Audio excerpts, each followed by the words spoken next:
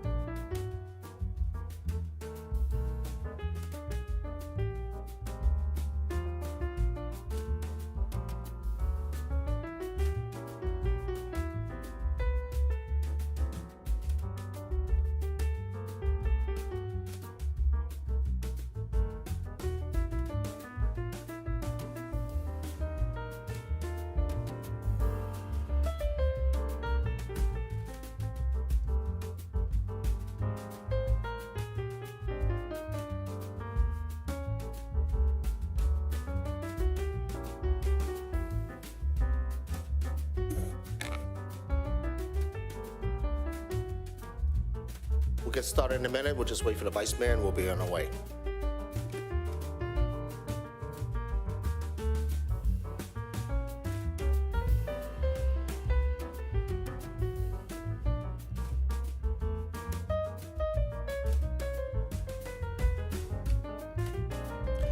Welcome to the June 10, 2025 Millbrae City Council meeting. I'd like to call this meeting to order at 7:08 p.m. City Clerk, would you please do a roll call? Councilmember Nguyen, Here. Councilmember Riley, Here. Councilmember Rinaldi, Present. Vice Mayor Holliber, Present. Mayor Fung. Here. All members of City Council are present. Thank you very much. For those who are able, would you please stand for the Pledge of Allegiance?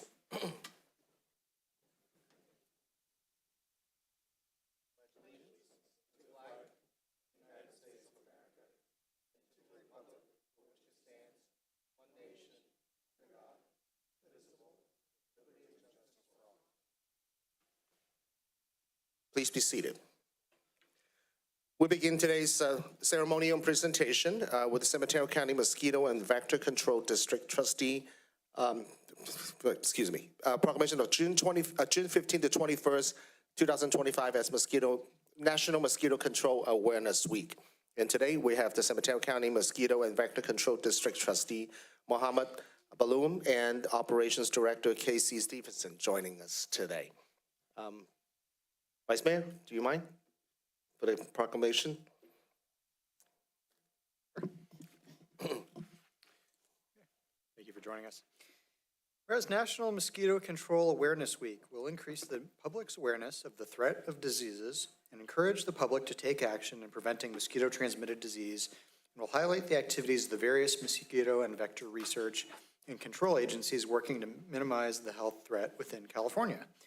Whereas excessive numbers of mosquitoes and other vectors spread diseases, reduce the enjoyment of both public and private outdoor living spaces, reduce property values, hinder outdoor work, reduce livestock productivity, and have a negative impact on the environment. And as a result of the threat mosquitoes pose to California's economic development and health of its citizens, 108 years ago, the California legislature enacted California's Mosquito Abatement Districts Act. And professional mosquito and vector control based on scientific research has made great advances in safely reducing mosquito and vector populations and the diseases they transmit.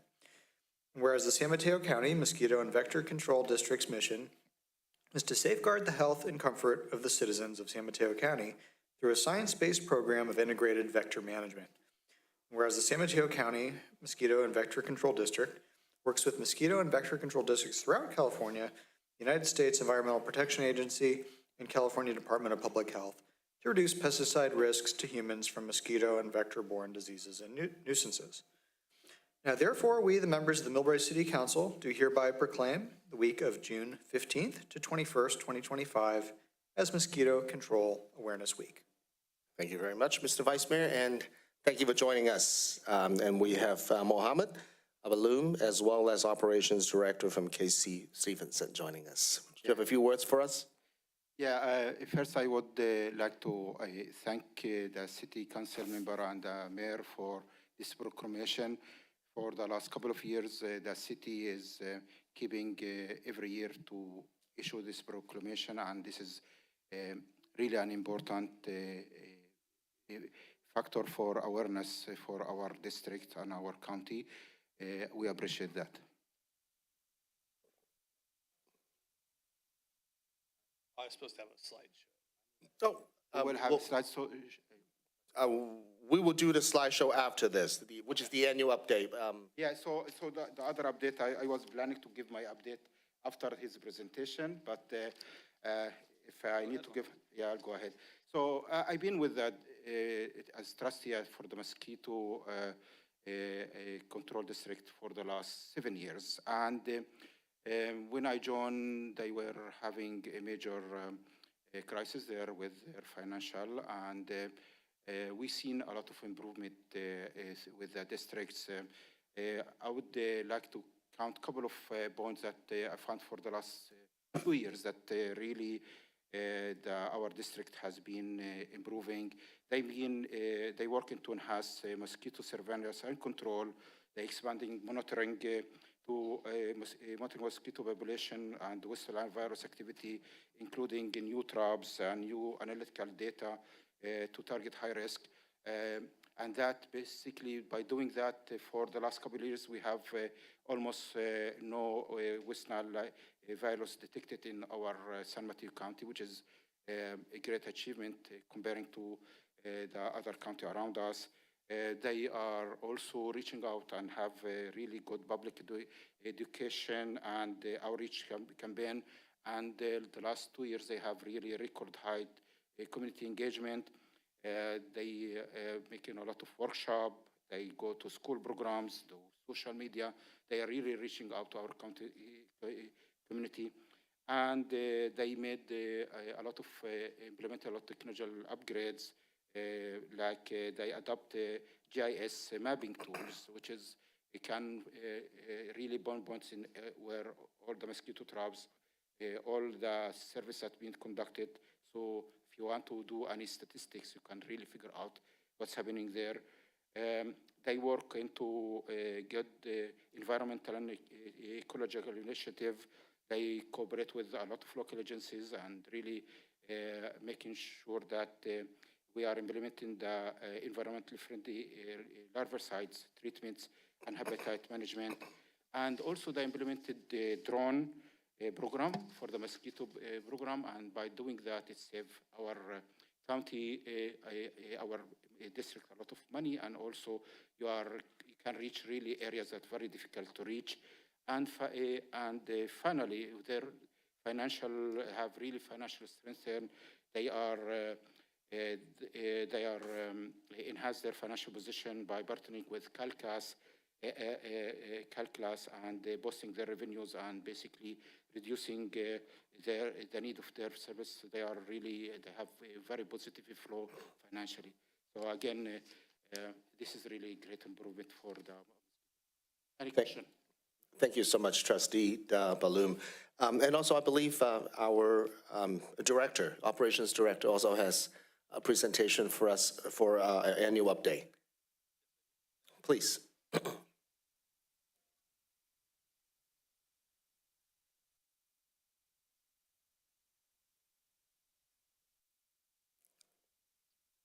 right. Like I said, my name is Casey Stevenson, Operation Director for San Mateo County Mosquito and Vector Control District. Next slide, please. Just a few things we do. We're all funded by property tax here. So throughout the San Mateo County, it's about an average of $22 that you see on your property tax bill that pays for any services we do provide to you in the city of Millbrae. So we do mosquito control, mosquito fish. People ask for them. We put them in ponds. They eat the mosquito larvae. It's good biological control. We conduct rodent inspections. One of the big things we do is yellow jacket control. So if you have a yellow jacket nest on your property and you know where it is, we'll come and take care of that for you. So please give us a call. Next slide, please. This is just a brief snapshot of what we did in the city of Millbrae in 2024. We had about 74 total service requests. So that's where residents from the public give us a call and they say, hey, I'm noticing mosquitoes, or I have yellow jackets, or I'd like a rodent inspection. We come out the next day. We don't work on Saturday and Sunday, but if you call on a Sunday, we'll come out Monday. So please give us a call if you are having any of these issues. One of the biggest things we had was we had 23 mosquito service requests. So that's someone calling, hey, I'm getting bit by mosquitoes. We come out, we try and find where the water source that the mosquitoes are breeding, and we try and control that. We are a very proactive district.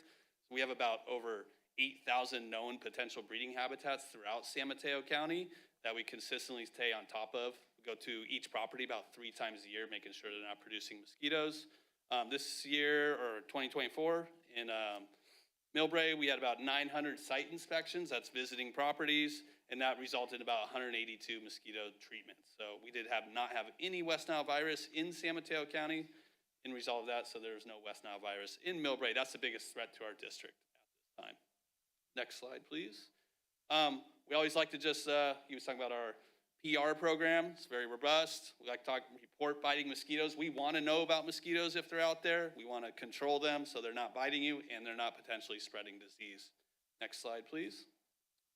Report dead birds. So you see a dead bird on the ground, crows especially, please give us a call, or you call the dead bird hotline, which is on here, and they'll reach out to us. We come collect the dead bird. We test it up in our lab, see if it has West Nile virus, and then that triggers certain actions from our staff if it is West Nile virus positive. So we really rely on the public to help us in this program. Also, dump standing water. We can't get to every single property, but any stagnant water on a property for over 5 days can produce mosquitoes. So summer's coming right here. It's gonna be warming up. Please dump out standing water. Next slide, please. And we're also having an open house, so we do this in conjunction with Mosquito Awareness Week. So June 21st, please come out. I know it's a Saturday, but we have a lot of fun events, really good popsicles. You get to see all of our cool equipment. Mohammed talked about our drones. We have a fan boat. We got a lot of cool stuff that's going to be there. You can come check out all of our services that we provide to the public. So that's June 21st, which is Saturday, between 12 to 4 p.m. Feel free to ask me any questions. That's it for my slideshow. Okay, thank you very much for the update. Thank you very much for the update. Just wanted to thank, all of you to keeping our county safe in terms of, providing these vector control services, which is extremely important to keep people healthy. Otherwise, West Nile disease is a pretty important, disease to stay away from. Yes. For the most part. No one wants to get sick. Yeah, exactly. So anyone else on the council have any questions for our director and also our trustee? Councilmember Nguyen.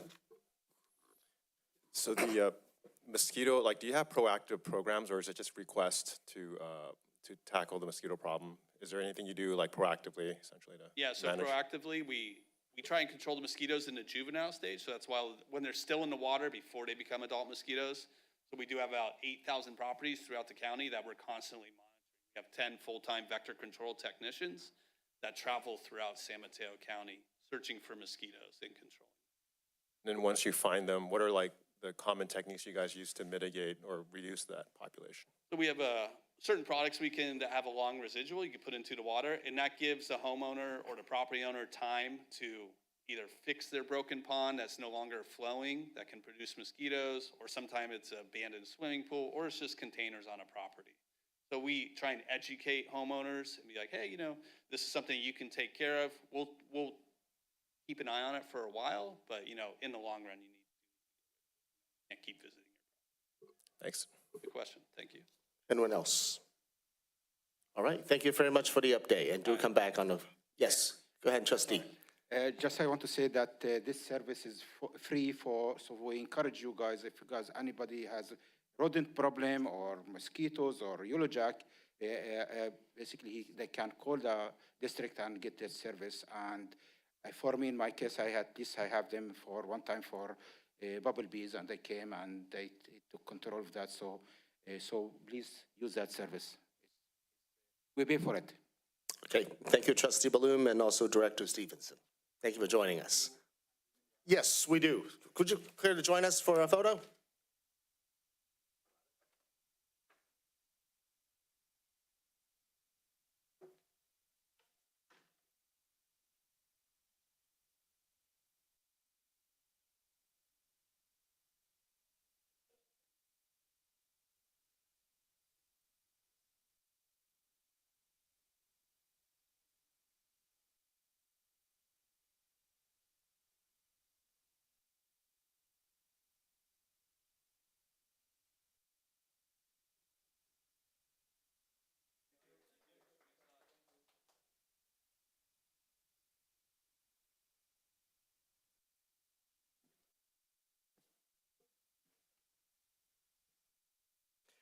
Thank you very much. Next up, we have the agenda overview and staff briefing.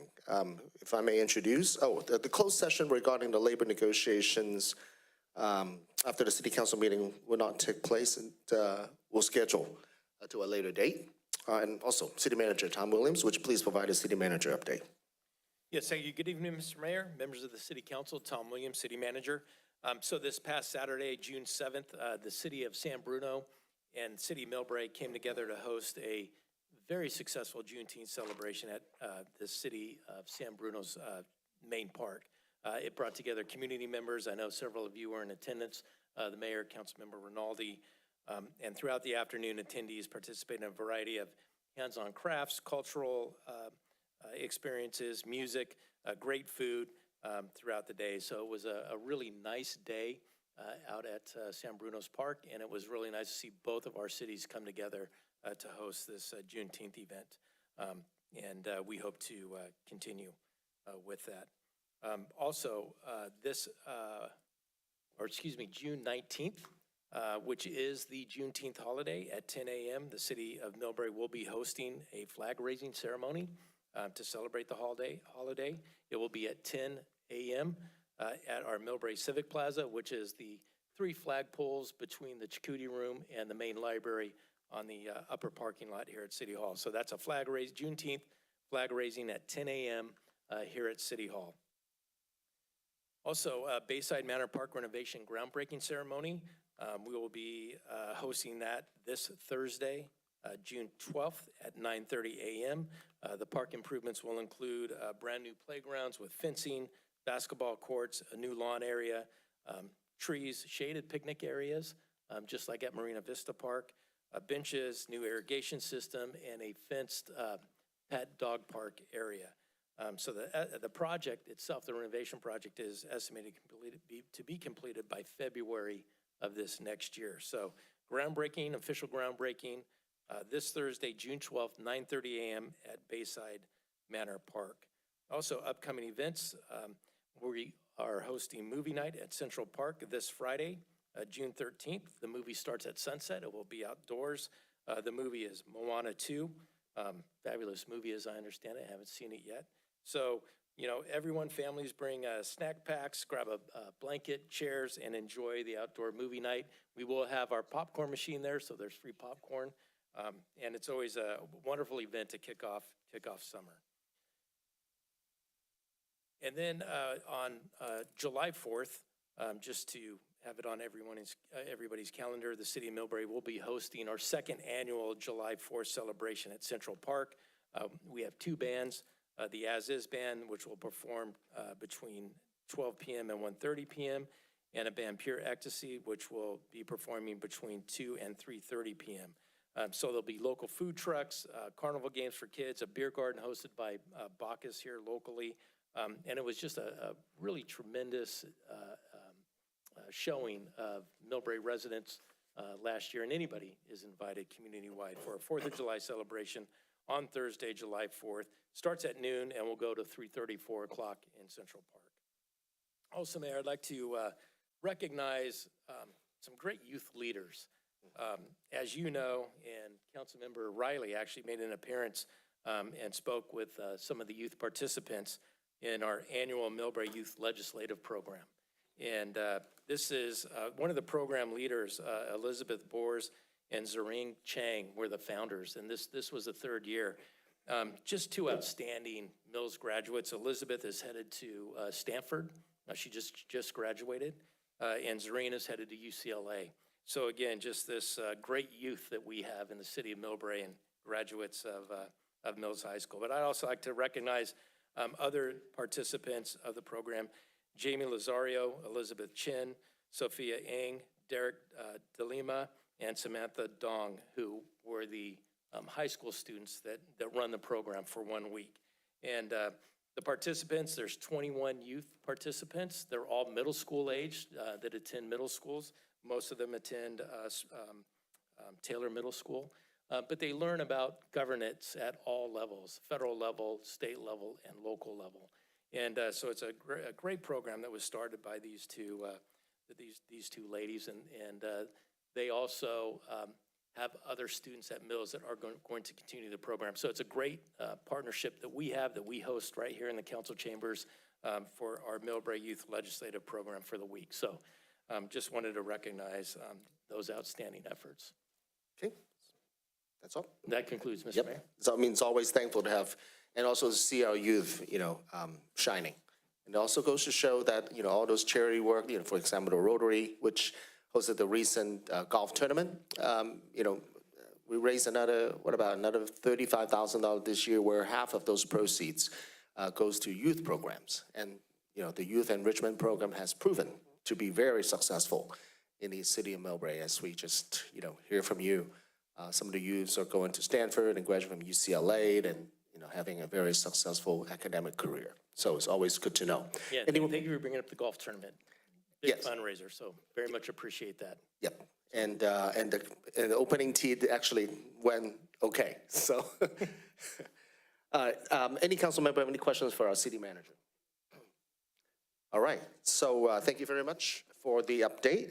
Next up is the approval of minutes. It's the regular meeting minutes of May 27, 2025. Any council comments or discussion? Or else I can entertain a motion. We have a motion from Councilmember Nguyen and a second from the Vice Mayor. Any public comment?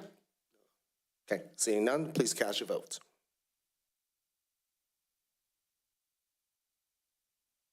The meeting minutes are passed by a vote of 5-0. Thank you very much. And tonight, we do not have any oral reports from city committees and commissioner. Moving on to public communication. This is the portion of the agenda that is reserved for those who wish to comment on any item not appearing on tonight's agenda. However, speaker must address subject matter within the jurisdictions of the city council.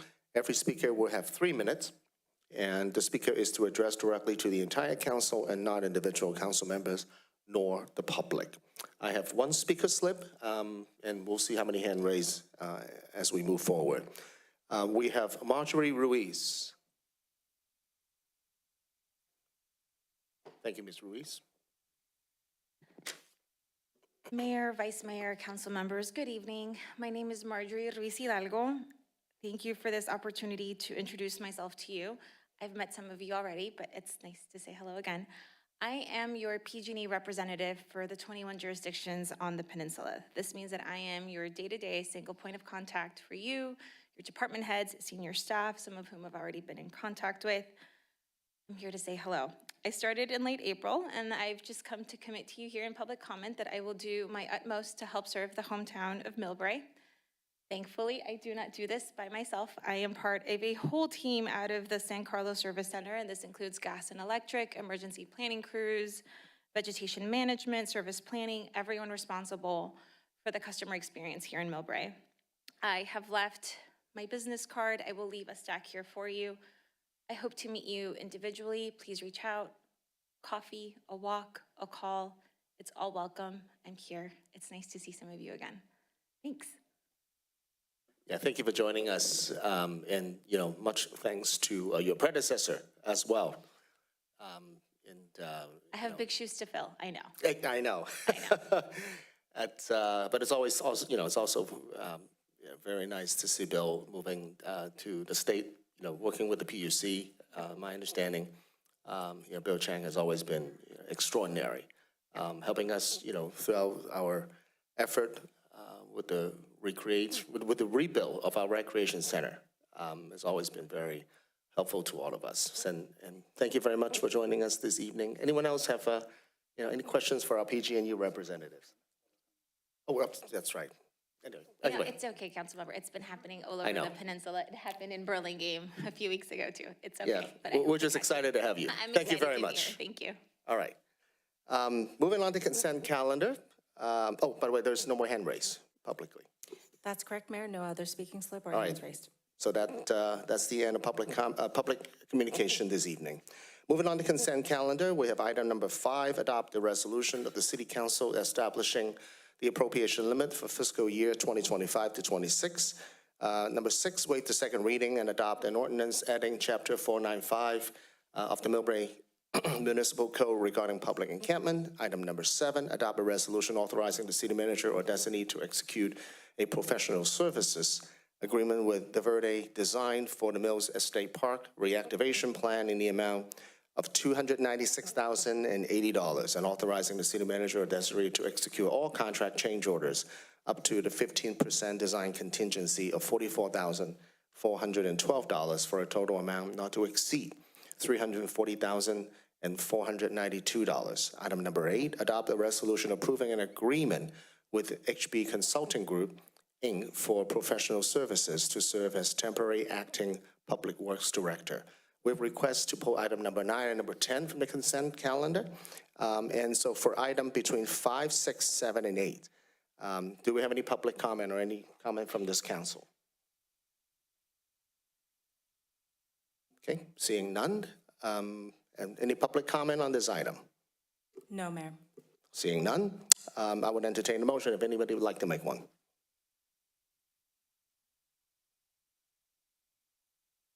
Okay, we have a motion from Councilmember Rinaldi and also a second from Councilmember Nguyen. Your votes, please.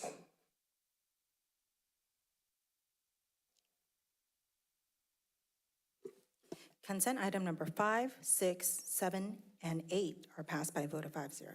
Thank you very much. So moving on to item number 9, discuss and consider authorizations of the mayor's request to attend the API Lead on the 2nd Annual National Summit in Atlanta. So let me just start by saying that this is an event that is an annual event. Actually, this is, I believe it's not even a second, I think it's more than second, but I think the name has been changed a number of times. Usually it's been held in California, and I think this is the second year with which they are holding it outside of California because they've been growing their network to a national elected official audience rather than just focusing on California. And then the size of the gathering has grown to hundreds of elected officials. I attended every year since I got elected in 2020. And in the past, my collaborations with some of the assembly members in the legislature, for example, the budget chair, Phil Ting, as well as Assembly Member Evan Lowe's and Assembly Member Mike Fong in the legislature, resulted in bringing some of the much needed resources and funding to help, for example, self-help for the elderly during the pandemic year, the COVID year, to keep the seniors fed with their home meals delivery. And both San Mateo County and also City of Millbrae also received numerous state fundings and throughout, different transportation opportunities and clean energy policies and opportunities. So this is one of those events that I would actually encourage all of our colleagues here to attend if your time and your schedule allows you to do so. It's an opportunity to speak to some of the state elected members so we can advocate for different policies and resource opportunity. As you know, between housing and transportation and the recent, even the fire map issue has been a hot button topic, that having these opportunity to meet one-on-one with your state elected official is just increasingly more and more important. So to that end, this is an event that I attend every year, and that's what's in front of us. And I'm hoping that I will get the support from the council. I'll take some questions if anyone wants to make one. Just like to add a comment to that. Being that it was on consent calendar, I took the opportunity to do a little research regarding the event. Saw that there's quite a few notable electeds that'll be at this conference. Not too familiar with the conference itself. It does sound like it's been going for a little while. It does have some pretty notable sponsors. The only thing I'd recommend, and this is for the interest of keeping public trust, just report out for anyone that may go. So that way, public understands what the benefit is, what the cost is. That would be my only comment. Okay, thank you very much, and certainly happy to report out. Anyone else? Mr. Vice Mayor. Yeah, I'll make a comment. I think, I was on the council previously for 2 terms, and I don't recall there being much out-of-state travel requested. I think actually the first time it came up, I believe, the member that had requested actually ended up withdrawing their request.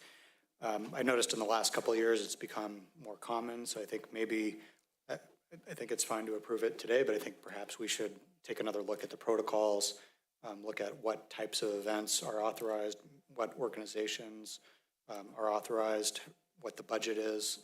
I think all of us also have campaign accounts we can use to spend for some of these funds. This event, I looked it up. To me, it appears to be a little bit more of a networking event, more so than educational. So I think it's okay at this time to do it, but I think maybe something to look into, since it has been approved in the past, but maybe something to look into in the future to clean up a little bit. Thank you, Mr. Vice Mayor. Go ahead, Councilmember Rinaldi. Perhaps a suggestion is that we move this to the Rules Subcommittee for future use for protocol. But in the case of this, report out on this time, and then for future use to establish protocol, move it to the subcommittee to come back with council for future protocol. Sound reasonable? It's a protocol item. Yep, all right. Anyone else? Councilmember Nguyen. Yeah, mirror Councilmember Rinaldi's comments. I think we need special scrutiny on these types of activities. Of course, there could be value, but that just needs to be transparent for everyone to know. So that's my only comment about this. Okay, all right. Councilmember C.C. Riley.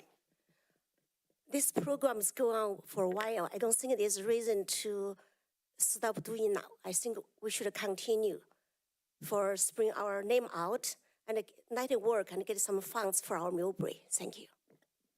All right. Thank you very much. Anyone else? Before I take public comment, I think there's a hand raise. City Clerk? The first online speaker is Ann Snyder. Please accept that mute. Thank you. Thank you for the agenda item. Historically, there are, and this is probably, well, there are two entities. There's the League of California Cities that has conferences and that has race and gender-specific caucuses. The National League of Cities also has race and gender-specific caucuses. Both of those events, for example, League of California City has the Meet with the Legislators meeting usually in April of every year, and then their conference in September, October-ish. It's changed over the 9 years. National League of Cities has caucus meetings, but it also has the national meeting where you do lobby with both agencies and elected officials, but more important with the federal agencies, which bring things directly back. I think that this is tricky. Last year was the first year that it was approved. I actually was sick that night and had to leave council. I would not have voted for this because it's a little bit more race specific.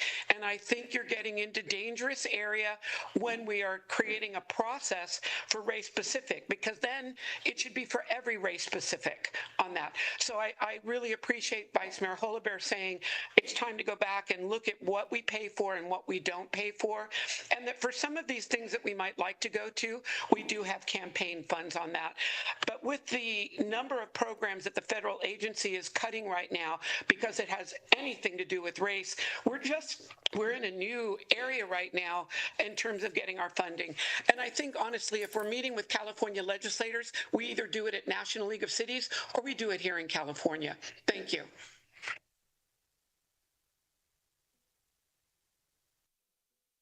Okay. Any other public comments? There are no other public comments. Okay, thank you very much. Bring it back to the council. Any further comments? Questions? Just suggestion to put forward a motion to approve on this one-time basis for the mayor, but then to push to the subcommittee so we could create protocol to make sure we review a rule for any kind of future scrutiny for a request for out-of-state travel. Okay. Any other comments? We have a motion on the table? Okay. We have a second from the Vice Mayor. Your votes, please.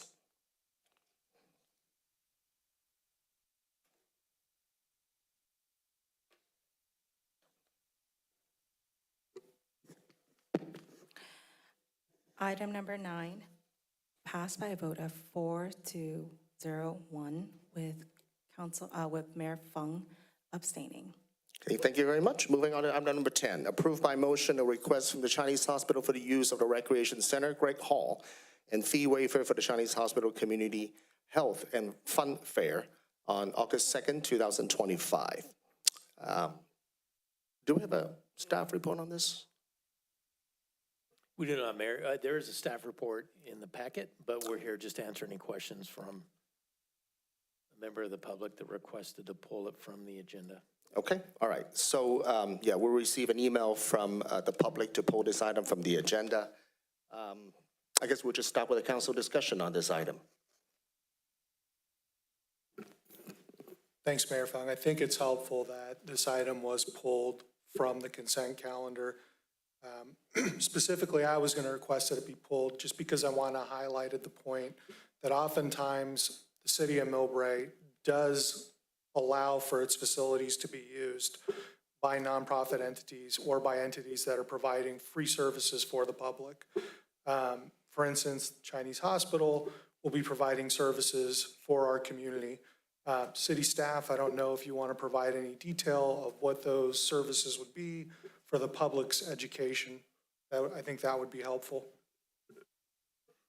Mr. Mayor, on that note, Ms. Hannah Moran, our Recreation Director, can brief the City Council. Yes, hi. Good evening, Mayor, Vice Mayor, and City Council members. So this is the second year that this fee waiver has been requested. So Chinese Hospital is a community-owned nonprofit based in San Francisco's Chinatown, and this is for a community health fair. When they come, they not only are providing information on various healthcare services, but they also will be providing things like blood pressure and health screenings, blood glucose and BMI information and bone density. So they provide screenings as well as many different entities showing what they do with healthcare services for the community. So it's open for the whole community to come and have that time and get better education. Thanks, Hannah, I appreciate that. So for the public, here, once again, City of Millbrae is doing something for our senior population. So oftentimes, City of Millbrae will let its facilities be used for these types of services. So that being said, I don't know if anyone else on council has any comments. Anyone else on the council? Yeah, entertain a motion. I don't think it is public comment on this item. Mayor, I do not see any public comment on this Okay. item. Yeah, go ahead and make a motion if you'd like to. We have a motion from Councilmember Rinaldi. A second from Councilmember Nguyen. Your votes, please.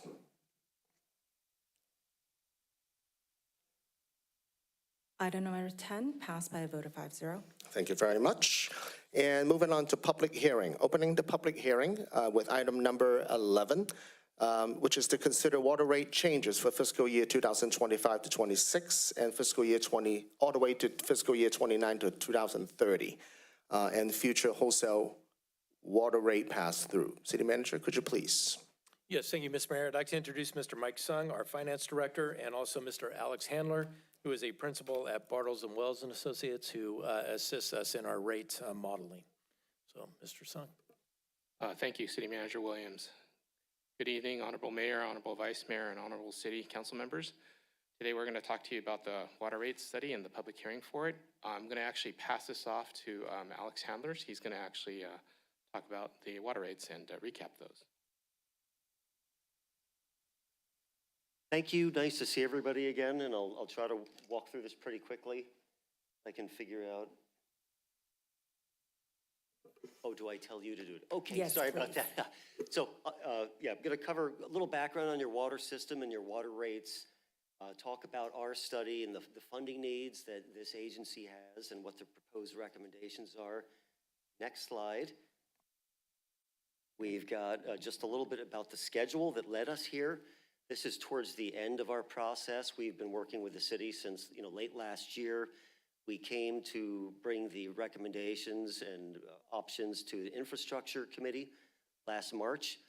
The recommendations were forwarded on to the City Council. There was a couple of meetings in April.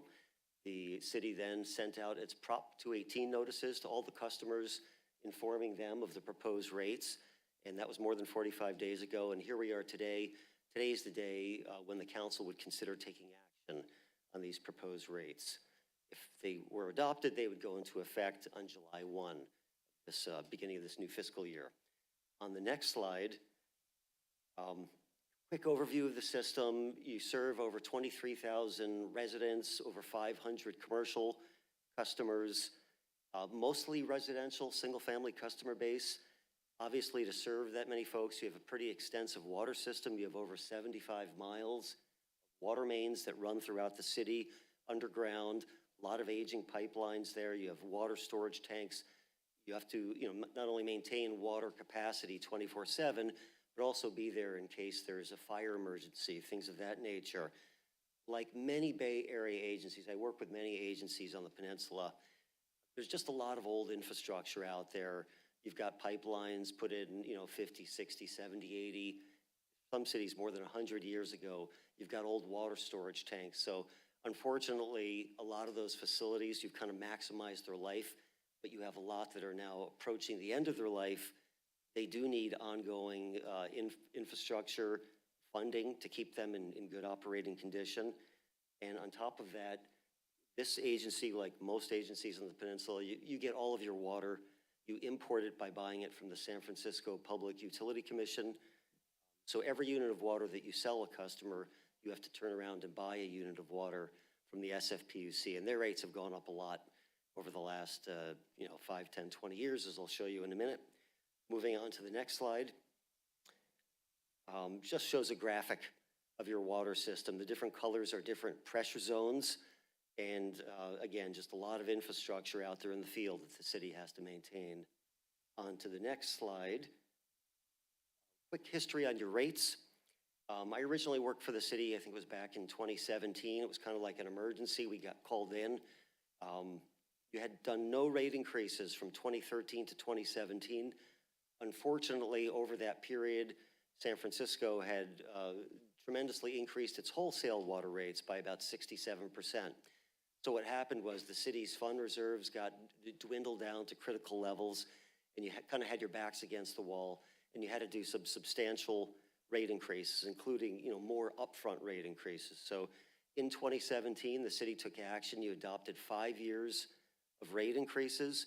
You started moving forward with the first 3 years of those rate increases, and you got yourself onto better financial footing, but you didn't fully implement them. And unfortunately, COVID hit. And like many agencies all around the country, a lot of people deferred rate increases over that time. And what your city did was, instead of just re-implementing them when COVID was over, you took those final 2 years of rates that were supposed to go into effect in 2020 and 21, and you phased them in over the years 22, 23, 24. And those are the rates that are currently in place today. Subject, you did do a small San Francisco Public Utility Commission wholesale rate pass-through that was, because their rates had gone up even more than it was anticipated back in 2017. But other than that, your rates today were rates that were originally meant to be in place in 2021. So you have tried to defer rate increases for as much as possible. And again, the action you took in the past has put you on a better footing, but you are facing financial challenges like all water agencies. Onto the next slide, just to highlight what those are. Number one is, as I mentioned, the capital needs. You've got a lot of old facilities. They need reinvestment. The city has a 5-year capital improvement program that really identifies the most highest priority projects. And some of those, including replacing the La Prenda water tank. I think it's been over 50 years since that was last put in, and that's like emergency water supply. You've got Broadway water mains, you've got a lot of other water facilities around, and so that needs to be addressed. Long-term, the city estimates it needs about $5 million per year in current dollars just to stay on top of the infrastructure needs. On top of that, as I mentioned, the wholesale water rates have gone up a lot. They're going up July 1 this year, and they're projected to continue increasing in future years, so you have to fund those wholesale increases. And on top of that, inflation. The water rates in place now, again, were the rates that were meant to be in place in 2021. Well, unfortunately, we've all experienced a lot of cost inflation. Same with your water enterprise, whether it's electricity, staffing, materials, you name it, insurance, costs have gone up a lot. And you need regular ongoing rate increases to stay on top of that and fund your cost of service. So those are really the 3 drivers of the rate increases. Onto the next slide, I show a little more detail here. This is the detail of the city's 5-year capital improvement program. On the top are a number of water main replacements that need to happen over the next 5 years. And on the bottom are, other projects like water tanks and interties and things like that to support, safe and reliable service. Moving on to the next slide, just showing a kind of longer term history of what's happened with your wholesale water rates. And you could, this shows going back over 20 years, but your wholesale rates have gone up tremendously over the last 20 years. It used to be less than $1 a unit. They're now approaching $6 a unit for you just to buy the water that you deliver to your customers. And I just got an updated model from the SFPUC for their financial model. And they're projecting their rates to go up to $7 a unit over the next 5 years, which is exactly where we projected the rates would go in our financial projections. Next slide. Where we kind of take all this information is in the water rate study, and really the key thing is developing long-term financial projections, working with city staff to really identify what are the funding needs and evaluate what are the rate increases that need you to stay on course to funding your cost of service.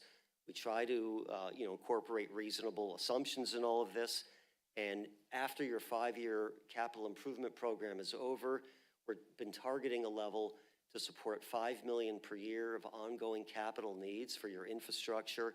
That's in current dollars, obviously. The costs are going up every year due to construction cost inflation. And what we try to do is aim for, you're not deferring rate increases and having to do periodic rate spikes, but try to be proactive and be prudent and aim rates so you're taking smaller, steady, gradual steps in the right direction and keeping your water enterprise on sound financial footing. Based on our analysis, 7% rate increases would be needed over each of the next 5 years, phasing in for each of those years. And again, these were the recommendations. We hashed through some options with the infrastructure committee, and this is kind of the recommended rates that came out of that process. Moving on to the next slide. This just graphically shows, the bars show your different expenses, and the red line shows what happens with these proposed rate increases. Again, just trying to support balanced budgets, and these rates aren't even going to support balanced budgets over the next 5 years. We assumed you'd have to draw down at least a couple million of fund reserves just to get through while the rates were phasing in. Where does the money go? In your agency, it's actually an interesting balance. You've got about a third of it needs to fund the operating costs of the system. About a third of it funds the wholesale water supply. And as projected, about a third is needed for reinvestment in your aging infrastructure. Moving on to the next slide. This shows the detail of the proposed rates. Now, everyone in your community would have gotten this in the Prop 218 notices that were sent out. And your rates include two components. You have a fixed charge based on meter size that everyone pays regardless of water use. That's on the top part of this table. Most of your customers have 3/4-inch meters, so they currently pay $30 per unit, and that would increase in future years, for example, $32.10 per month, starting July 1 if the rates are adopted. And on top of that, there's the usage charges that are based on your actual metered water use. Right now, the charge is $13.47. That's per unit of 100 cubic feet. Most people don't think in terms of 100 cubic feet. It's about 748 gallons. So that works out to be about $1, I'm forgetting, I think it's $1.87 per 100 gallons or 1.8 cents per gallon. And that too would escalate 7% a year over the next 5 years. Moving on to the next slide. In addition to these proposed rate increases, you always anyone who imports water from SFPUC always has a risk. If there's a drought or some kind of emergency, they may raise rates more than anticipated. So the city actually did this with its last rate increase. They adopted authorization to pass through any excess wholesale water rate increases, not from the current levels, but from $7 per unit where we project rates are going to be over the next 5 years. Now, we don't think you're going to need this, but as a prudent, back pocket emergency protection to keep your water enterprise financially stable, we recommend agencies authorize this. Again, you did it back in 2017 and you had to use it once. So we're recommending you do that again. Moving on to the next slide. Just reminding everyone, you're one of the agencies that has a customer assistance program. You offer a 25% discount to the fixed charges both on water and sewer to customers who meet certain income eligibility. It's based on participation in PG&E's CARE program or enrollment in other public assistance programs. And this discount, it's going to increase as these rate increases go up as well.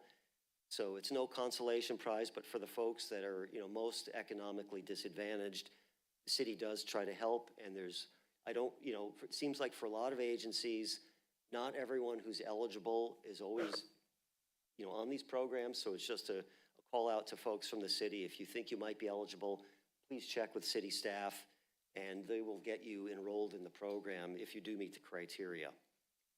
On the next slide, so the recommendation for tonight is to adopt the proposed rates for the next 5 years, along with the pass-through authorization that's in the council packets. And then I think there's one more slide. Oh, okay, the Prop 218 summary. Water and sewer and garbage increases are subject to something called majority protest. So it's not a vote, but if more than 50% of property owners submit written protests, that would stop you from being able to move forward with the process. Obviously, that only rarely happens, but it has in some communities in the Bay Area. The last rate study I see here historically, the city received about 364 written protests. And my understanding is, as of today, there's been some more submitted, somewhere around 18, okay. 18. Okay, 18 protests. And we know that doesn't fully reflect public sentiment, because nobody likes rate increases and not everyone submits a letter. But you did get some, obviously every agency does. But the number that had been received do not preclude the city from moving forward with action is really the key point. So if there are more protests, I believe they're due by the close of the public hearing. So if there's any more coming in, folks can get them in now. And I think that concludes what we were going to cover. If Mike, you had some closing comments. Thank you, Alex. I just wanted to remind people that back in 2013, we did not increase the rates. And then for about 4 years, we had to do an emergency increase back in 2017. Those are double-digit increases that occurred. And then, of course, as Alex mentioned, we had COVID also hit at the time. So we actually did phase in the rates. So these rates that we currently have right now, if COVID didn't hit, would have been the rates back in 2021, 22. So these are definitely things to kind of consider, to keep in mind. We received 364 protests last time. As of today, right before the meeting started, we had 18, just to show you what the comparison was. So with that, I'd like to open it up to questions. So before we do that, I'd like to make sure we remind the public, please turn in your protest letter if you have any to the city clerk before the public hearing closes at the end of this item. So we now open the public hearing. Any council member? Okay, council member Nguyen. What would happen if we did not implement 7% and went to like 5% or even less? Like, could you walk us through the implications of that scenario? Sure. We did look at that and model some alternatives financially to see what would happen. We're not recommending less than 7%, just so you know. We're recommending you fund your cost of service. But what would happen, I think a couple of things. Obviously, with less rate increases, you get a little bit less revenues. And with less revenues, you'd have to draw down more fund reserves to help fund your 5-year capital program. And at the end of the 5 years, your rates are going to be at a lower place. Instead of supporting $5 million a year, for example, if you drop down to 6%, I think you'd be supporting a little over, $4 million per year. So I don't want to say it's not the end of the world. It's not a legitimate thing to consider, but that's below your funding needs. And so what we see is agencies, when they do less rate increases now, it leads to the need for a little bit higher rate increases in the future. So it's vice versa. So it sounds like 7% is that bottom level that we need to maintain our capital improvement program. It is, and that's what we're recommending. And what can happen over the next 5 years is the city always has the ability to reevaluate. And, if you didn't need a rate increase, or if the SFPUC didn't adopt rate increases, which we don't expect is going to happen, but certainly possible, you'd always have the ability to reduce or defer a rate increase in a future year. And you did that. That's what you did last time when you deferred the last 2 years of the rate increases adopted in 2017 and subsequently phased them in. But that's what we're recommending. Yeah, if you adopted less, you probably have to need a little more in the future. But, our recommendation is to look long-term, aim your rates in the right direction, understanding you're going to come back and reevaluate and adjust course as needed in the future years. Thank you. Any other comments? Councilmember Rinaldi. So in these projections, I see you mentioned the La Prenda water tank, which is a critical piece of infrastructure. It's obviously needs some renovation. And one of the things that I noticed in the packet that was missing is that there's a potential grant that we may apply for. Part of the stipulation of that is we need to retrofit or somewhat renovate the tank in order to apply for it. And as far as the costs and figures behind it, city staff keep me honest on the numbers here, or at least close as possible.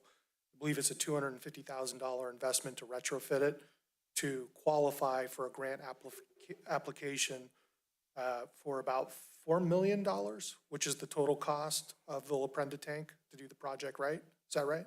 About? Correct, yeah, about that.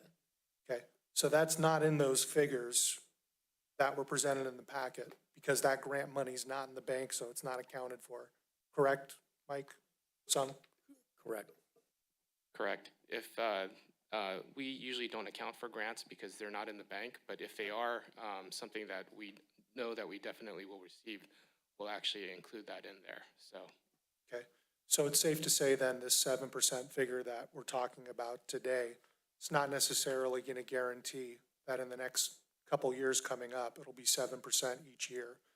Basically, what you're asking for tonight is to give permission to city staff for up to a 7% raise per year to meet the need. Is that correct? That's correct. Okay, thank you. Okay. We will, but I'm just trying to see if there is any other comment from the council. Not at this time. I'd like to hear public comment first. Okay, all right. So we have 3 public comment on the chamber, and I think we got a couple of hand raised. So we'll begin with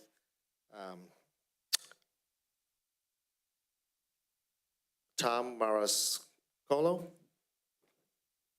Thank you. Followed by Lisa Ferrance. Thank you, Mr. Mayor, members of the council. Tom Marascolo, 440 Lameda in Millbrae. I absolutely am opposed to raising these rates this way. Thank Councilman Rinaldi for going over a couple of things there. The one of them being the grant. I noticed when I was going through the nice brochure here that they put out that just like in the sewer debacle that they had, neglected to put everything in there. For those of you that don't know, the city took the sewer rate, sent it down to the county, but they never told us that the county charges us a per hookup fee to collect that money. You had to go find that out yourself.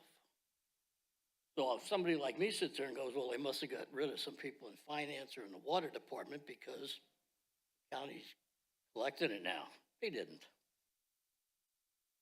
I'm more concerned about I understand that there's not much you can do about the water rate itself from San Francisco Water, but I am concerned about the fixed rates. I noticed that they all went up 7%. And then as I went down this list, I'm looking at saying fire service charge. But geez, I don't know. I pulled my bill out. Just came. I don't have any fire service charge on there, a connection fee. That doesn't sound right. We pay $175 a year to augment the fire department. There's a little over 8,000 individual residence homes in Millbrae. That's $1.5 million that's collected there. So when I look this over, I go, that's just not right.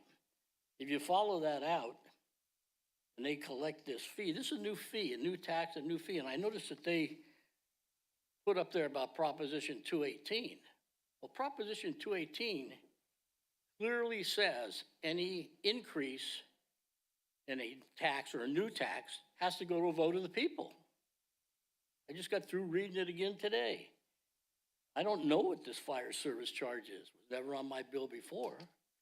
But if you extrapolate that out, that comes out to a little over 5 million a year. So I'm sitting there thinking, well, what, are we gonna pay for the whole city with this thing? You know, 66% of the budget for the city comes from property tax, transit occupancy tax. Where's that money at? And I'm opposed to that until they can get it all straightened out. But I surely want to know what this fire service charge is. Thank you. Thank you for your comment. Lisa Ference, followed by Gail Grinsell.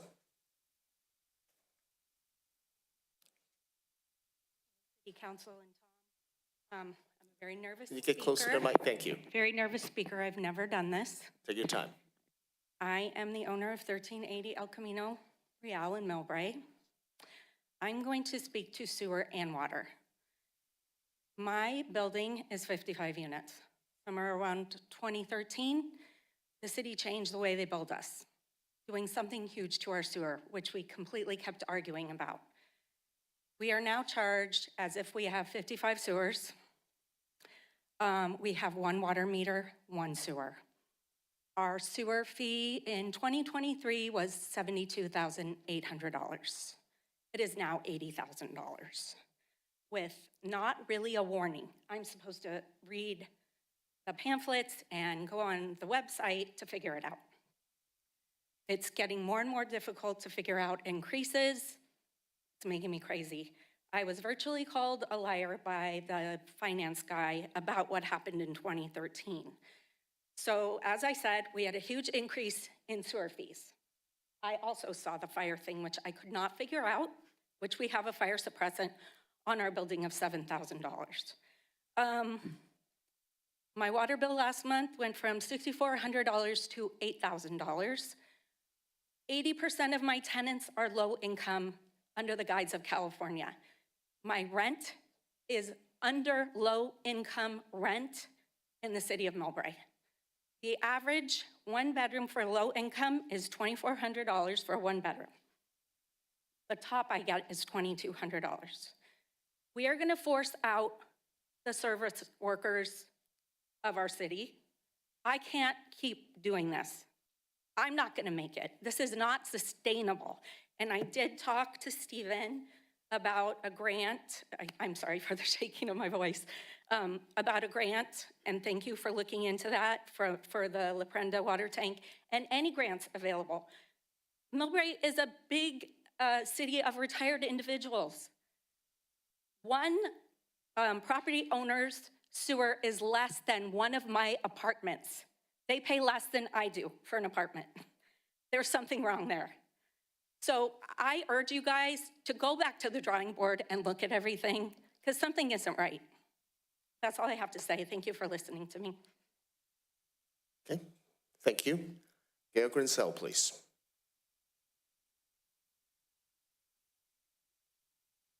Mr. Mayor and members of the council. My name's Gail Grinsell. I live at 1310 Millbrae Avenue. And tonight I came with a list of questions to which I added 2 more once I was listening. I think it's only fair that you answer some of these questions for people who pay these bills. Number 1, how much money was spent on this study over the past however many months that was reported on tonight? How much money was spent on the fancy notification about our rights? I guess it's Proposition 218. That was of high gloss, heavy duty paper in color. Was that a necessary expense, and how much did you spend for that? I'd like to know how the money was spent since the last increase. I've heard every time there's an increase, I hear you're going to improve the infrastructure. So I'd like to know how many miles of sewer and water pipe have been replaced each year given that the needs we have in the city of Millbrae. And today, I happened to be home when they came to read my meter about 3:30. I live in a single family house. 2 trucks and 3 men came to read the meter. Why is that necessary? That seems to me like a pretty heavy-duty expense. So those are my questions, and I hope that there will be answers. Thank you. Thank you, Ms. Grisel. City Clerk, would you please call the online speakers? Certainly, Mayor. The first speaker is Ann Snyder. Please accept the mute. Thank you. And thank you, Mayor. I'm really just here as the Bay Area Water Supply and Conservation Agency representative. I did do a little check-in with them. The anticipated wholesale water rate at 2.3% is roughly inflation cost. And they're projecting that it should be no greater than that in the future, although projections are difficult to say, given that it's SFPUC that sets the rates. They did say, and just for the public, and I know this is hard to understand, that the cost of water, the unit water, is also based on how much water we're using. So during drought years, when less water is used, to be able to recoup the cost of delivering the water, the cost of water goes up. And no one likes that. No one likes that at Bosqua. The last piece of information that I was told to remind everyone is San Francisco PUC completed not that long ago a major earthquake retrofit of the system that did cause a threefold increase in all of the member agency and all of our ratepayers on that. That should be stabilizing, and the increases should be smaller going into the future as long as SFPUC's capital improvement projects are in a reasonable state. And we're keeping an eye on that right now, trying to limit. We can't tell them no. We don't have that power. Bosqua is a state-created agency, state legislation. We can only try to say, do you really need to do that on that? And we are trying. And then the last little piece of tidbit, the Silicon Valley or Santa Clara Valley Water District is raising their rates 10% in 25-26, and then 10% each year for the next 6 years, as they try to catch up with their long-term maintenance infrastructure costs. So it's hard to compare what we're paying to places outside the area. It's complicated, but just wanted you to have that information tonight. I'm here if you have any questions. Thank you. Thank you. The next speaker is RJ. If you could please state your full name for the record. Thank you.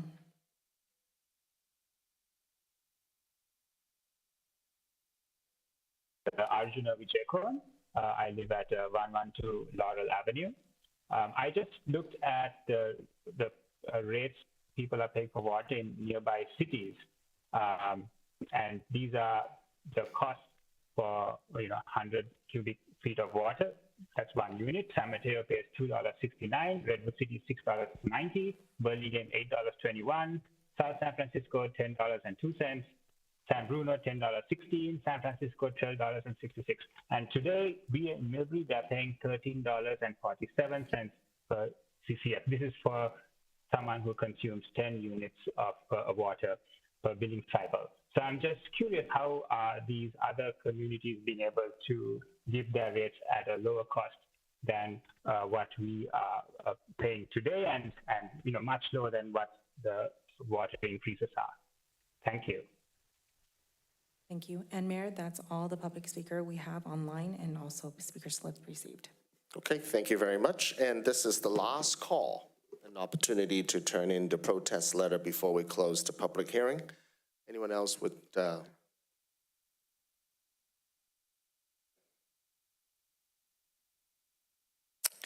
thank you. And at this time, I'll take a motion to close the public hearing for this item.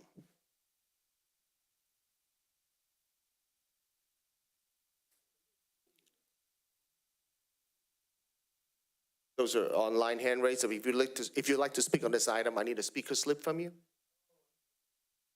Did you want to speak? Okay, go ahead and take the podium and then fill out a slip later.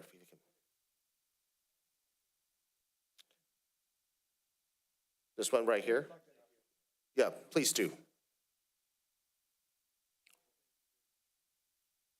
Thank you for allowing me to speak, Mayor and City Council, and thank you for all the updates and all you guys are doing for our community and our city. My name is Abraham Rodriguez. I live at 310 Taylor Boulevard down by the post office, and I love it here. I've lived here since late 2019 and got married not too far down the road. So been really concerned with the water going up each year. I know that there's a lot of complexities that go into everything and hard to compare things between different cities, but just speaking from a practical standpoint, things have gotten so expensive here compared to some of the surrounding cities that unfortunately we're going to have to move, and we've had to start looking for homes. So we're going to be moving south, probably closer to San Jose sometime in the next couple of years. But just wanted to share a couple numbers quick in case it's helpful, because I do think it'd be great if we could go back to the drawing board and maybe try to find some more creative solutions, like the nice gentlewoman earlier who pointed out some redundancy. Perhaps we don't want to jump to conclusions based on one story, but even that one story, seeing 2 trucks and 3 guys show up, maybe there's a way where we could take pictures of our water meter or sign up for some type of self-reporting thing, or maybe even just replace the meters with digital things that you guys could, that the city could check them remotely. But just kind of comparing to some surrounding cities, for example, San Francisco, average monthly water bill just for one family homes, $90 per month. Santa Clara, $85 per month. Alameda, Oakland, $85 per month. San Mateo's way up high at $106 per month. So we really stand out even compared to San Francisco, but it gets a little bit worse if we look even towards Southern California. Los Angeles, single family home, roughly $80 a month average. San Diego, $75. Sacramento, $78. Fresno, $70. So there's a long list, but we really are just an outlier at the top. And so if there's any way we can try to just be a little bit more efficient with the tax dollars when taxes are already so high, I would greatly appreciate it, because I would love to stick closer to here as opposed to having to move further south towards San Jose. So thanks for all you guys are doing. Thank you. Thank you for your comment. Any other public comment on this item before we close it? Okay, all right. Motion and a second to close public comment? Public hearing, I should say. Your votes, please.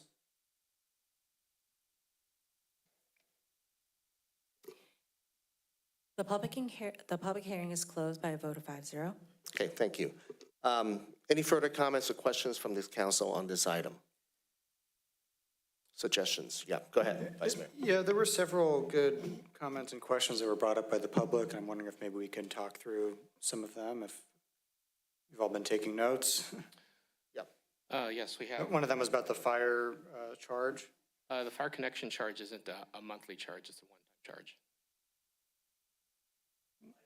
Doesn't apply to most of the residentials. Well, That's most of the larger commercial. larger commercial. Okay. So single-family residential would not pay No. that. If you check your bill, you'll.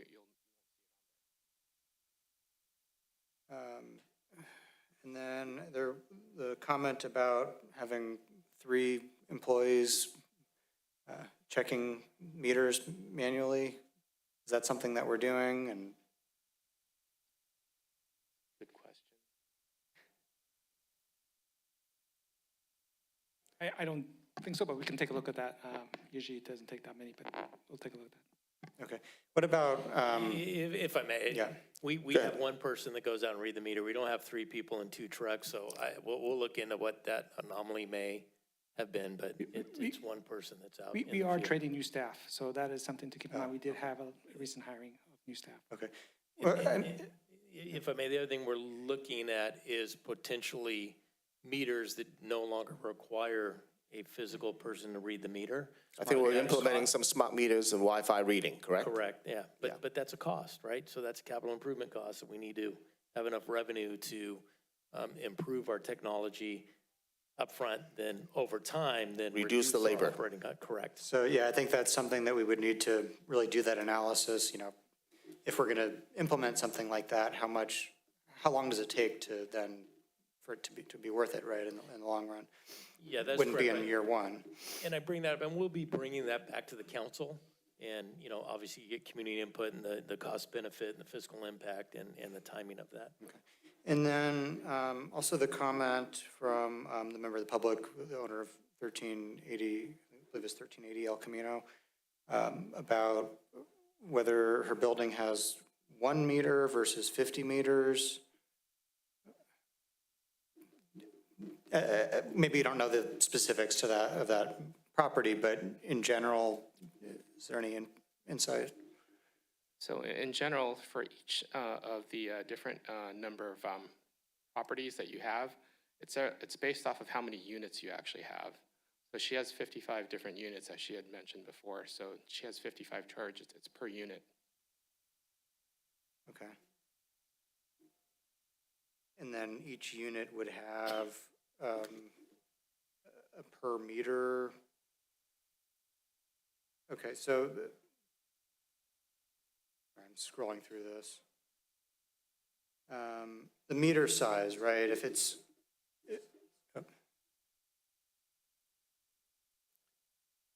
Do you have anything to add?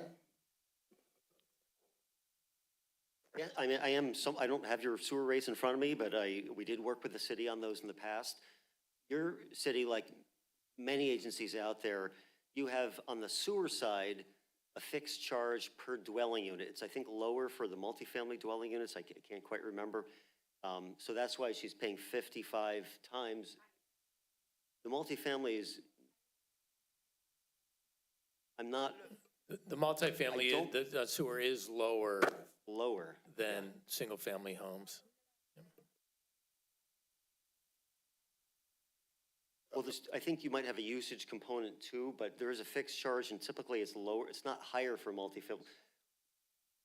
The city can double check into this, but I'm not quite, I don't think you have a higher multifamily rate. I'm not sure what's driving the bill. On the water side, there's only one charge based on meter size, plus the usage charges as well. But So, yeah, so let me just I understand there's a real concern about, specific cases.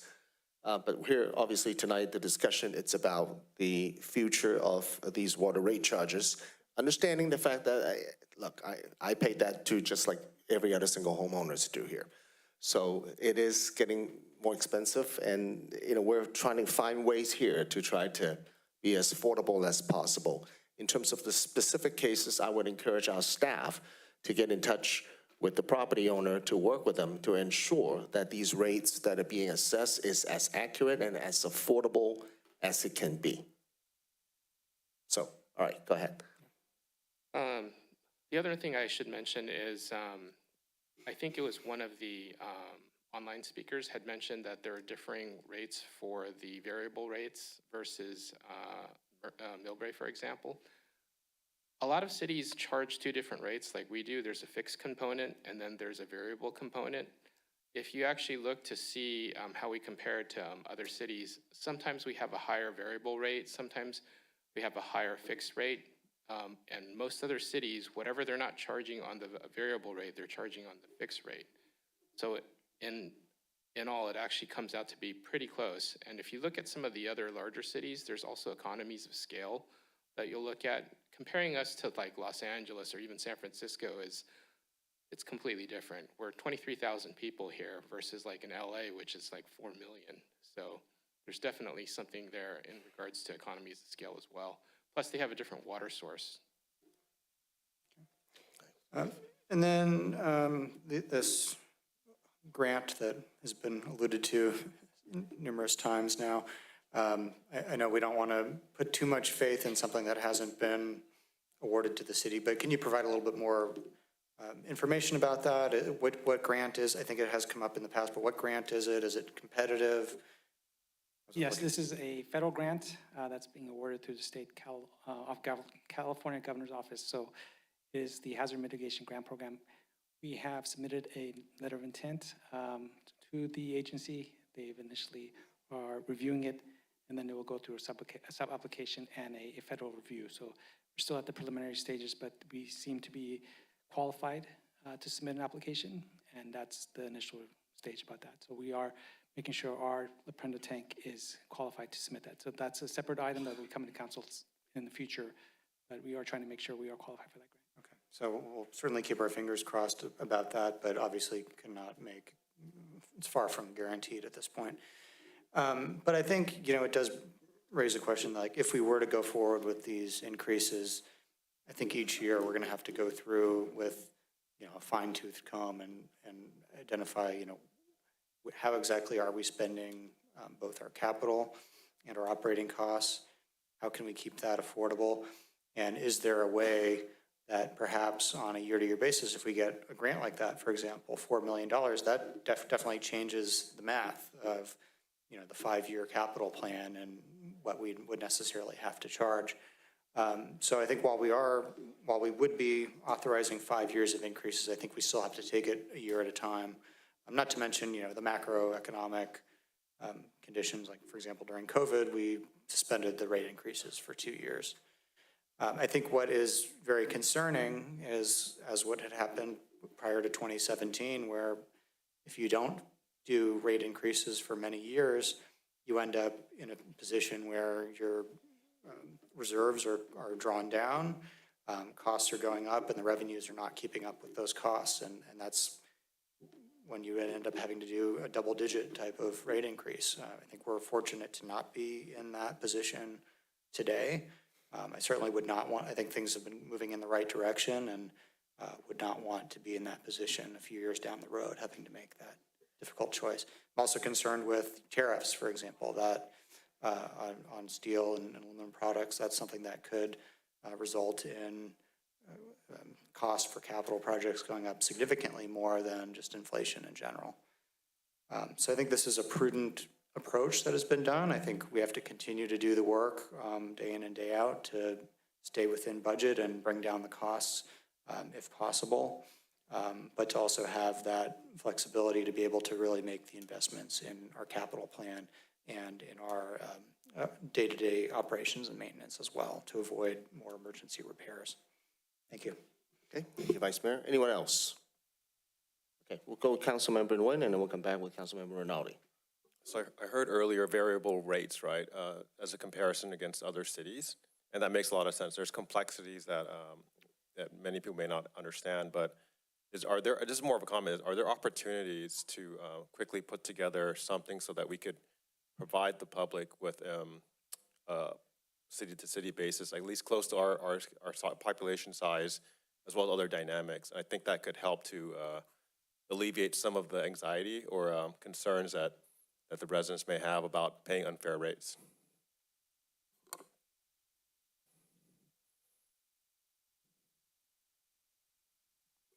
Certainly, yeah, we periodically do surveys of peninsula agencies, and, when we've looked at your rates in the past, I think you've been kind of in the upper middle range. There's certainly some agencies that have lower rates, right? There are some that they're not investing in their capital. I don't know what they're doing, or they have a huge industrial base that really helps support. But there's other agencies that have rates that are, significantly higher, like Hillsborough and some other agencies. So your rates are not low, but I'd say you're in the upper middle range, but we could certainly pull together some survey information. And also, folks here in Millbrae, you tend to use less water than some of the agencies further down the peninsula. So whereas a typical home here might use, 5 to 6 units per month, some other agencies, it might be, 8 or 9 units per month. So they actually have to buy more units. So it's hard doing apples to apples comparison, but we could provide something, work with Mike and make sure folks can see that. Yeah, just something as close as possible. I get you cannot get full alignment on cost basis between cities, but as close as possible, I think would help quite a bit for the residents. I'd also add that there's different cycles for these things. As we're trying to make sure that we get our infrastructure up to modern standards and we're replacing the really old infrastructure, some cities are doing that. They might actually have higher rates than us, and other cities are not, and they might have lower rates than us. So it's actually cyclical in a sense, depending on what the other cities are actually doing at the time. Right, so it's more storytelling. So as long as we can build that, add information so that everyone understands the inputs, and that we can get a good story, a fair story, right, between comparisons. Because without that information, then it's worst case assumptions, right? They'll just think we're not getting a fair rate. Thanks. Councilmember Rinaldi? So one of the members of the public had expressed wanting to understand over the last couple of years from the rate hikes where some of the money went on some of the larger projects. And I think it would be really helpful for the public if city staff could explain some of the larger projects that have been happening. And then one last thing I wanted city staff to touch on. We've had a lot of development going on in Millbrae over the last year. We were number 8 in the state and number 1 in the county as fastest developing city. So I think it would be really helpful if you could touch upon the developer impact fees as well and kind of correlate that to infrastructure. So with the development impact fees, those come in for new developments. They're basically there to offset what it would actually cost us to help include them in. Eventually, when the new developments do come in, they pay the normal fees for water, sewer, or whatever other infrastructure we're looking at. But the initial setup, the development impact fees help offset that. They're really for capital, and they're for new or improvements that would happen. It could be something where you have a one-story building and then you make it a two-story building, or it could be a brand new development in that aspect. As far as the what we've actually been spending the money on, I think Ahmad might be able to talk about things. I think we actually had another tank, not the La Prenda tank, but what was the other tank called?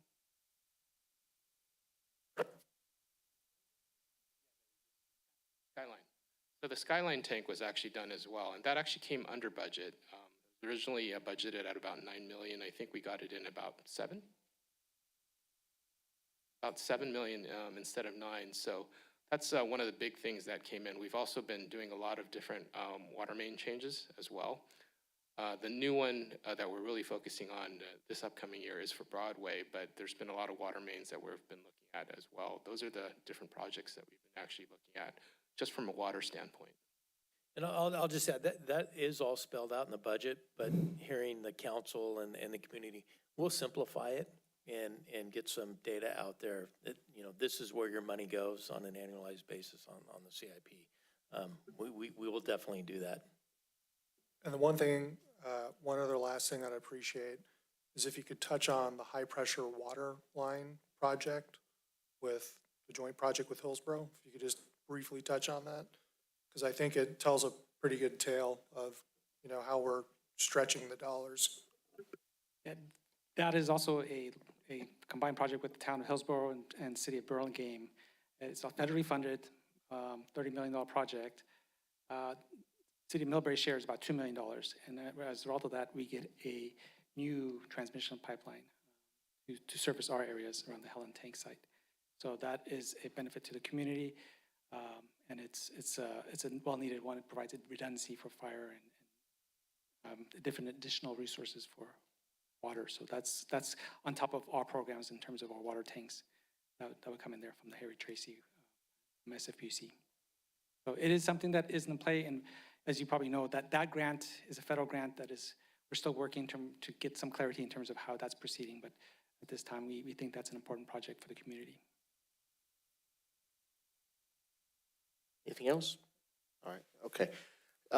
In terms of the rate increase itself, I understand we're looking at about 7% increase, and largely because of some of the capital projects that is in the pipeline that needs to get done. But you know, I think we're clear that the community is very concerned about it, given especially the rate environment that we're in right now, and also the economy is. We're hopeful that the economy can get better in the next years ahead. What can we get by in terms of the water rate increase so that we don't fall into the situation that the Vice Mayor was saying a moment ago, that we become deficient and depleting our reserve? I think it's probably best explained, as Alex had mentioned, we're looking at 7 as trying to get us to where we really need to be, which is at $5 million in capital and current dollar values.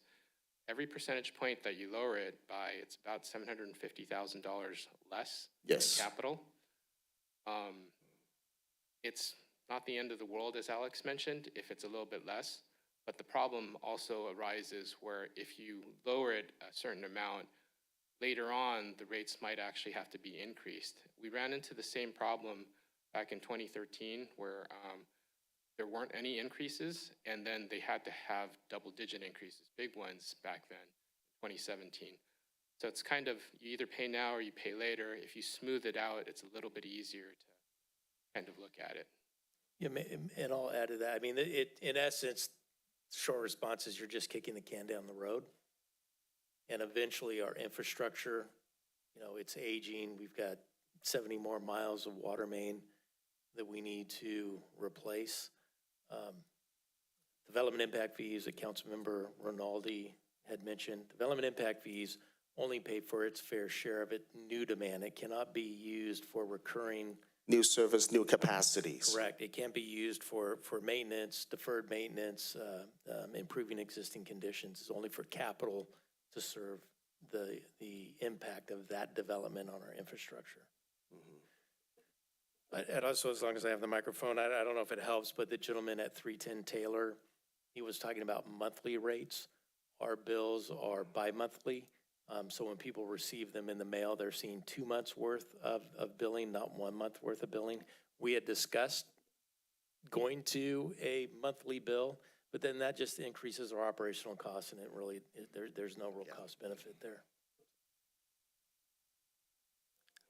Okay. Yeah, no, I don't think we want to go into the monthly thing.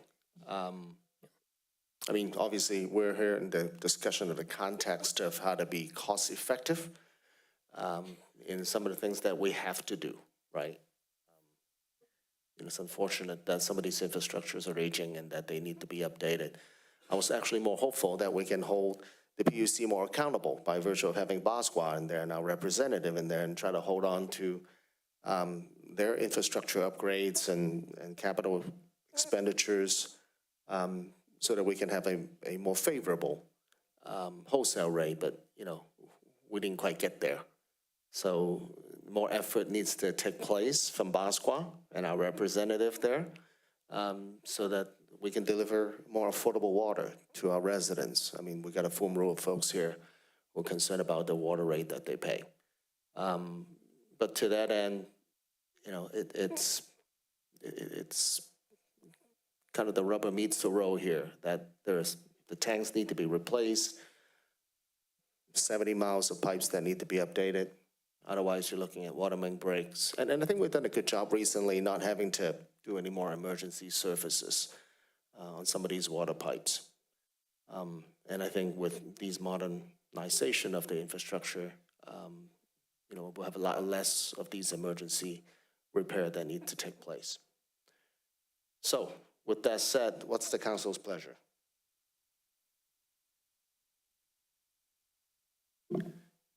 Just a suggestion, if this were to go forward, I'll make a motion to approve this, but also to request maybe an annual report, something like that, to go maybe around this time of year with the budget process before the fiscal year starts to ensure that, to check on expenditures, where exactly we are with the reserve funds, and whether or not the full 7% increase is The year after. required for the following fiscal year. Yeah, so that we can be as close to what we absolutely need as possible. I mean, my guess is at least probably the first couple of years, and probably even 1 year might not even be enough time to really do that analysis. Really might be more like, 2 years of capital and operations before we get really a fuller picture of where we are. So,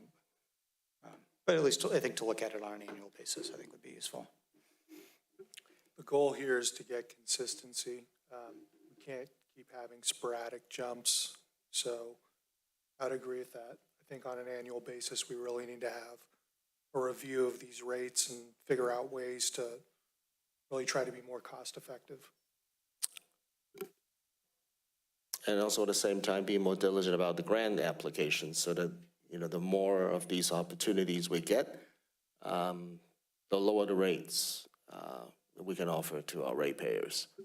One last thing I'm going to mention too about the break fixes.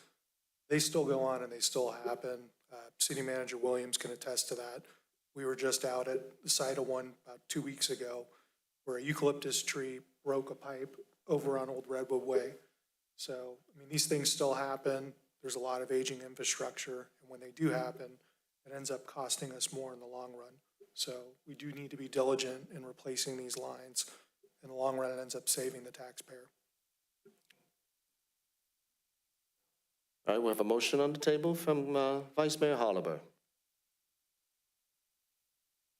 We have a second from Councilmember Nguyen. But before we vote, what it comes down to, I also want to advise our staff to work with some of the individual homeowners and property owners that you heard from tonight with regards to some of the challenges that they're seeing on their bills and in ensuring that they're as accurate and as affordable as they need to be, so to make sure that there's no miscalculation in any way, shape, or form. I'm sure we're diligent, but just get back to the ratepayers. And sorry, to add to that, if any members of the public, if you think there's an error in your bill, if you think you're being overcharged, please, call the phone number, call City Hall. Our staff will be happy to take a look at it and double check everything. And one last mention, there was something for residents that are low income or qualify as low income to get discounts on their bills. So I'd recommend you reach out to our city staff. Any final comments?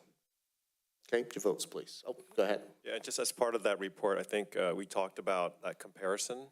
If we can just quickly put together a comparison so that we can look at other cities and go, we are paying a fair rate compared to factors that are similar to ours would be, I think, greatly appreciated by the residents here.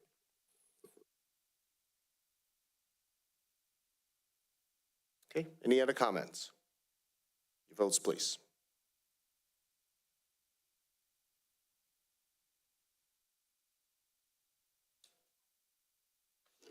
Item 11 passed by a vote of 5-0 with biannual reporting back to council. Okay, thank you. Item number 12, receive the proposed operating and capital budget for fiscal year 2025 to 26 and then fiscal year 26 to 27, and then adopt a resolution of the Millbrae City Council appropriating the operating and capital budget for fiscal year 25 to 26 and 26 to 27. Mr. Williams. Thank you, Mr. Mayor. Again, I'd like to introduce our Finance Director, Mr. Mike Sung, for the staff presentation. All right, thank you, City Manager Williams.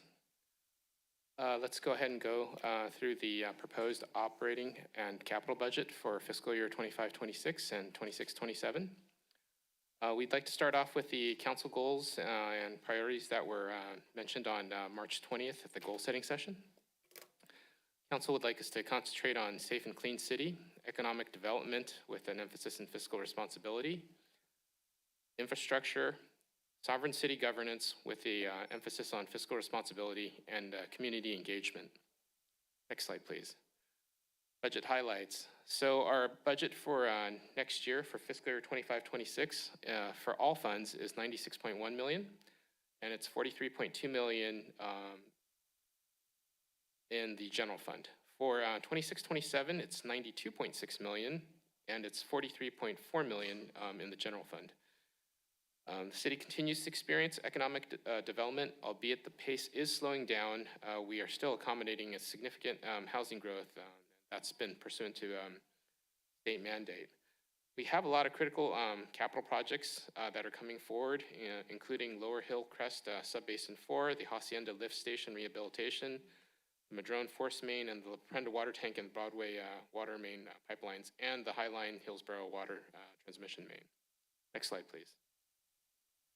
So this kind of details what the expenditures look like for the general fund. The actuals are the adopted and the preliminary budgets for 25, 26, 26, 27, and the projected budget for 27, 28. Next slide, please. And these are the, next slide, please. And these are the revenues that we're projecting out for the outer years as well for the next fiscal year, the year afterwards, and 27, 28. We have a balanced budget in the general fund for the next 3 years. Next slide, please. So just a really quick overview on property tax. We really don't get that much in property tax. Just want to remind people that of the ad valorem, which is the 1% on your property, we get a little bit less than 16 cents. We get approximately 15.787 cents. Half of the property tax actually of the 1% goes to the school system. About 28% goes to the county. And then little tidbits here and there go to different areas, including the mosquito abatement, which we had all seen the presentation earlier. Next slide, please.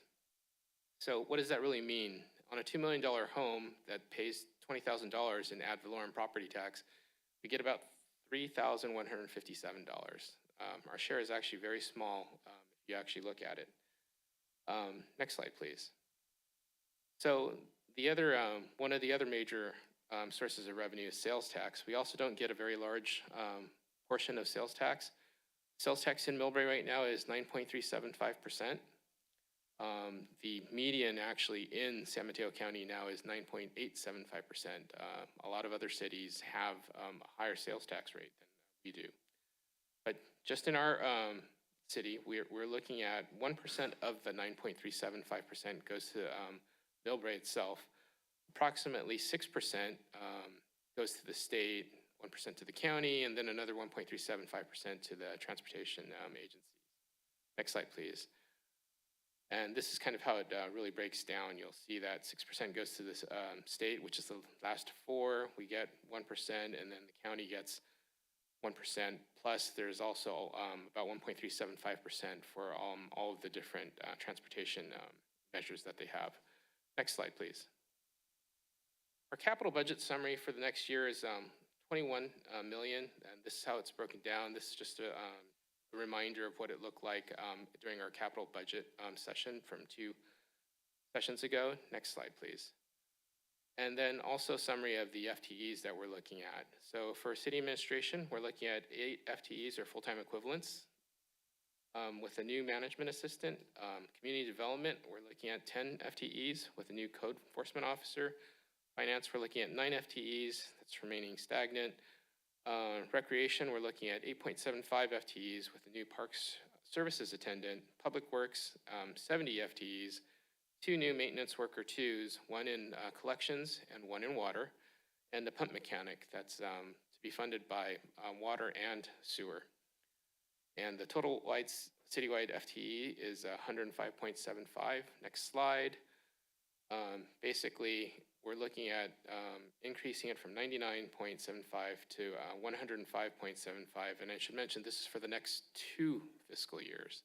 That's the plan for looking at this. With these necessary positions to deliver services to the residents, we've listed it below again. Code enforcement officer, park services attendant, management assistant, pump mechanic, maintenance workers 2 in collections, and maintenance worker 2 in water. We continue to proactively address critical capital needs and plan for the future. Next slide. So staff recommendation is to adopt the proposed fiscal year 25-26 and fiscal year 26-27 operating capital budget and appropriate funds to the capital improvement program. With that, I open it up to questions.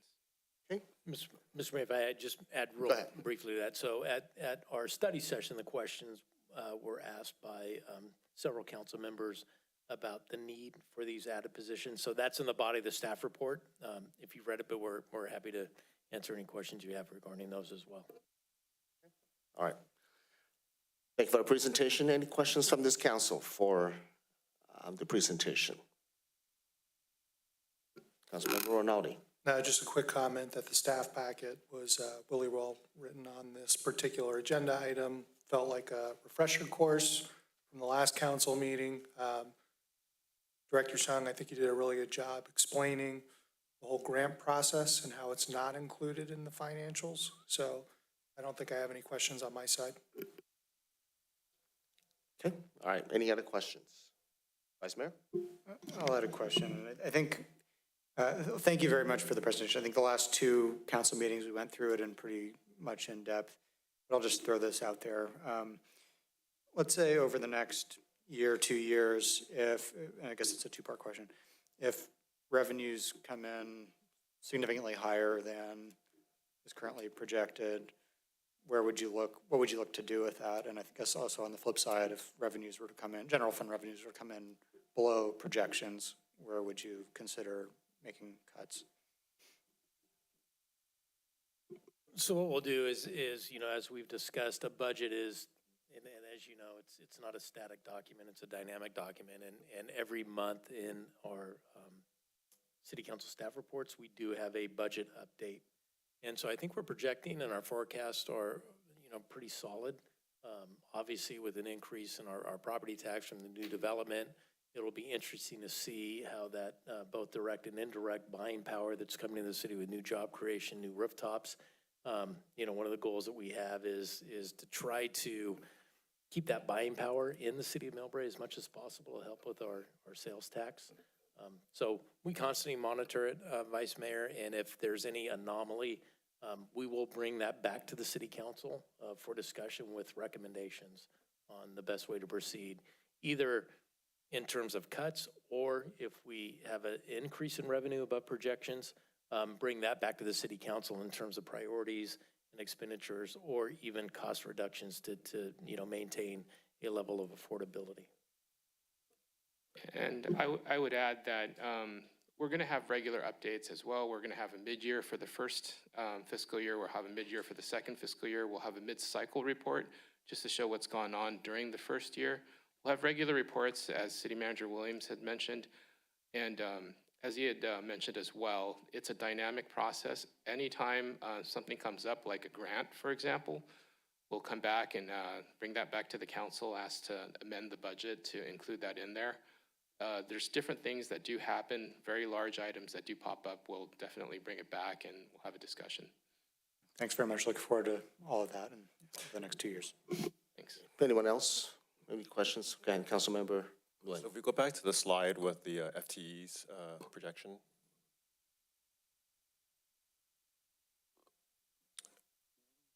No, sorry, it was the one that we just skipped. There was these ones in the parentheses that we're projecting what we need going forward. Up, I think a couple more slides.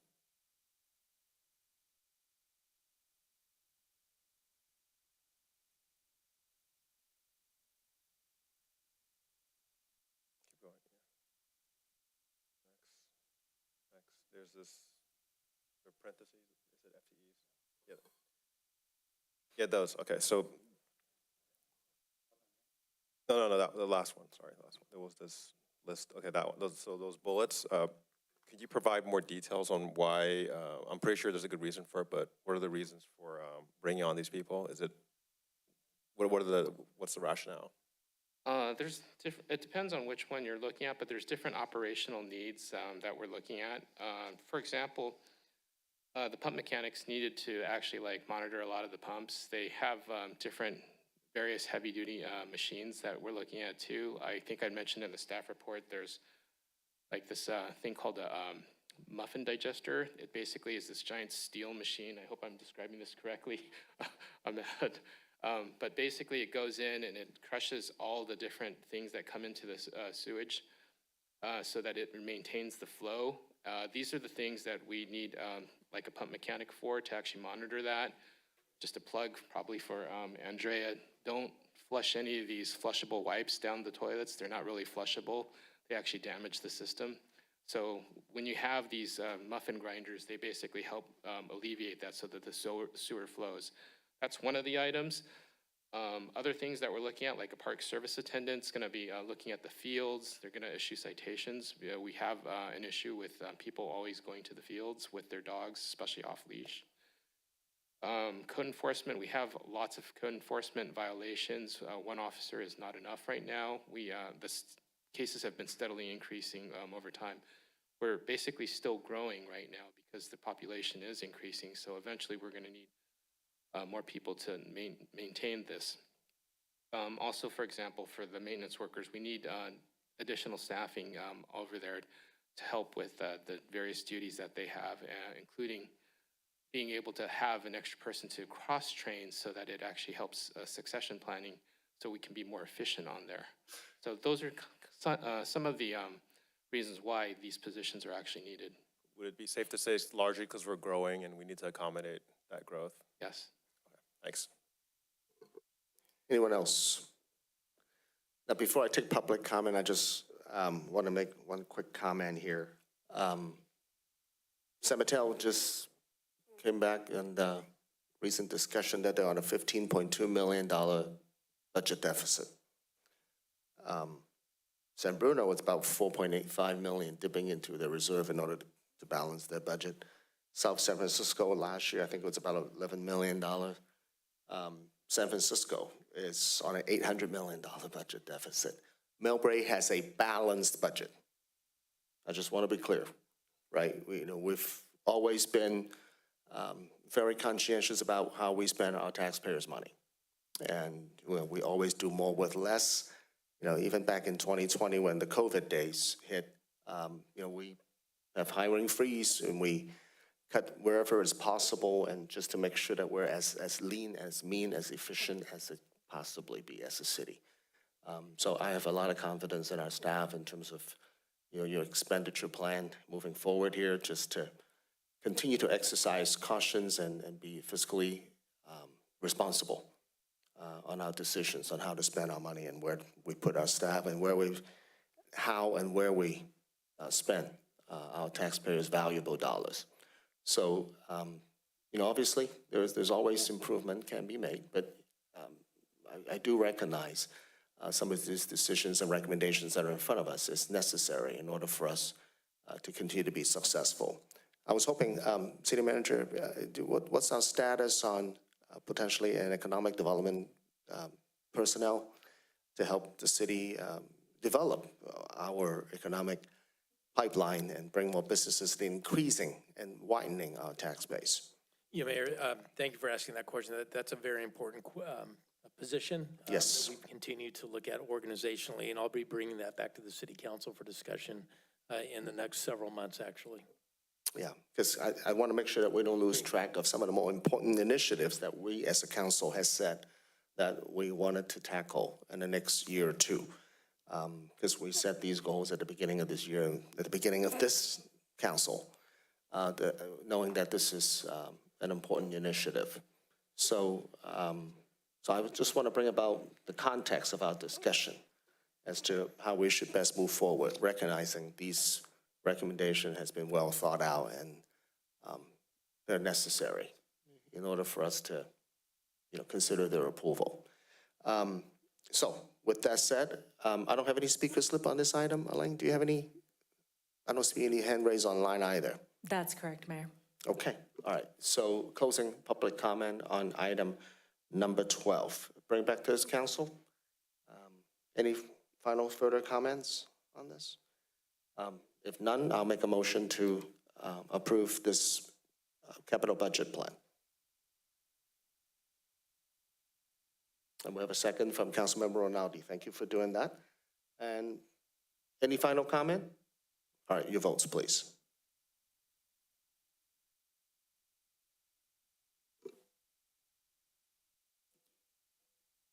Item number 12, passed by a vote of 5-0. Okay, thank you very much. Thank you, Director Sung. All right, we're moving on to the new business and the discussion and consider appointments to the Planning Commission. Mr. Williams, I think we have a pretty robust interview process a couple of hours ago. 3 hours ago now. Yes, Ms. Mayor. Just as you know, the council knows, we have 2 vacancies. There's 2 incumbents that reapplied. You interviewed them earlier this evening, so I'll open it back up to the City Council for discussion and decision. Okay, very well. What's the pleasure of the council? Do you want to invite the candidates back, or are you ready to make a recommendation? I think we're ready for a decision. Okay, fair enough. Just before we do that, I just wanted to say I wanted to thank the 2 sitting planning commissioner to continue to willing to service this city, to serve the city of all 23,000 of us.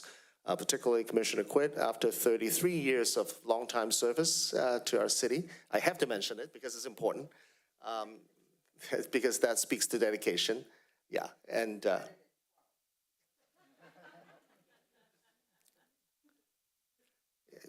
you do have to be a registered voter in Millbrae in order to serve on a planning commission, so that possibly is 18.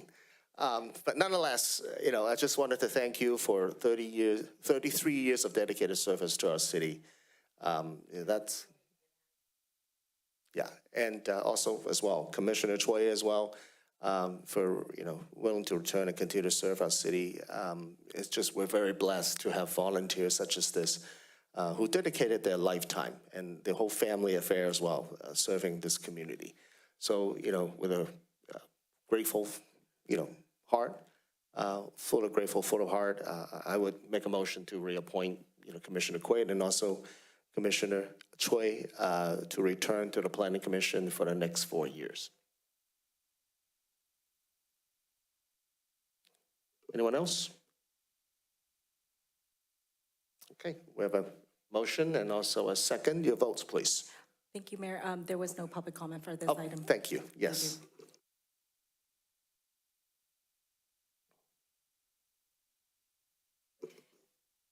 The City Council will reappoint Commissioner Catherine Quigg and Samuel Chu to the Planning Commission for a 4-year term ending in June 30th, 2029. The motion passes by 5-0. Thank you, and congratulations to both commissioners.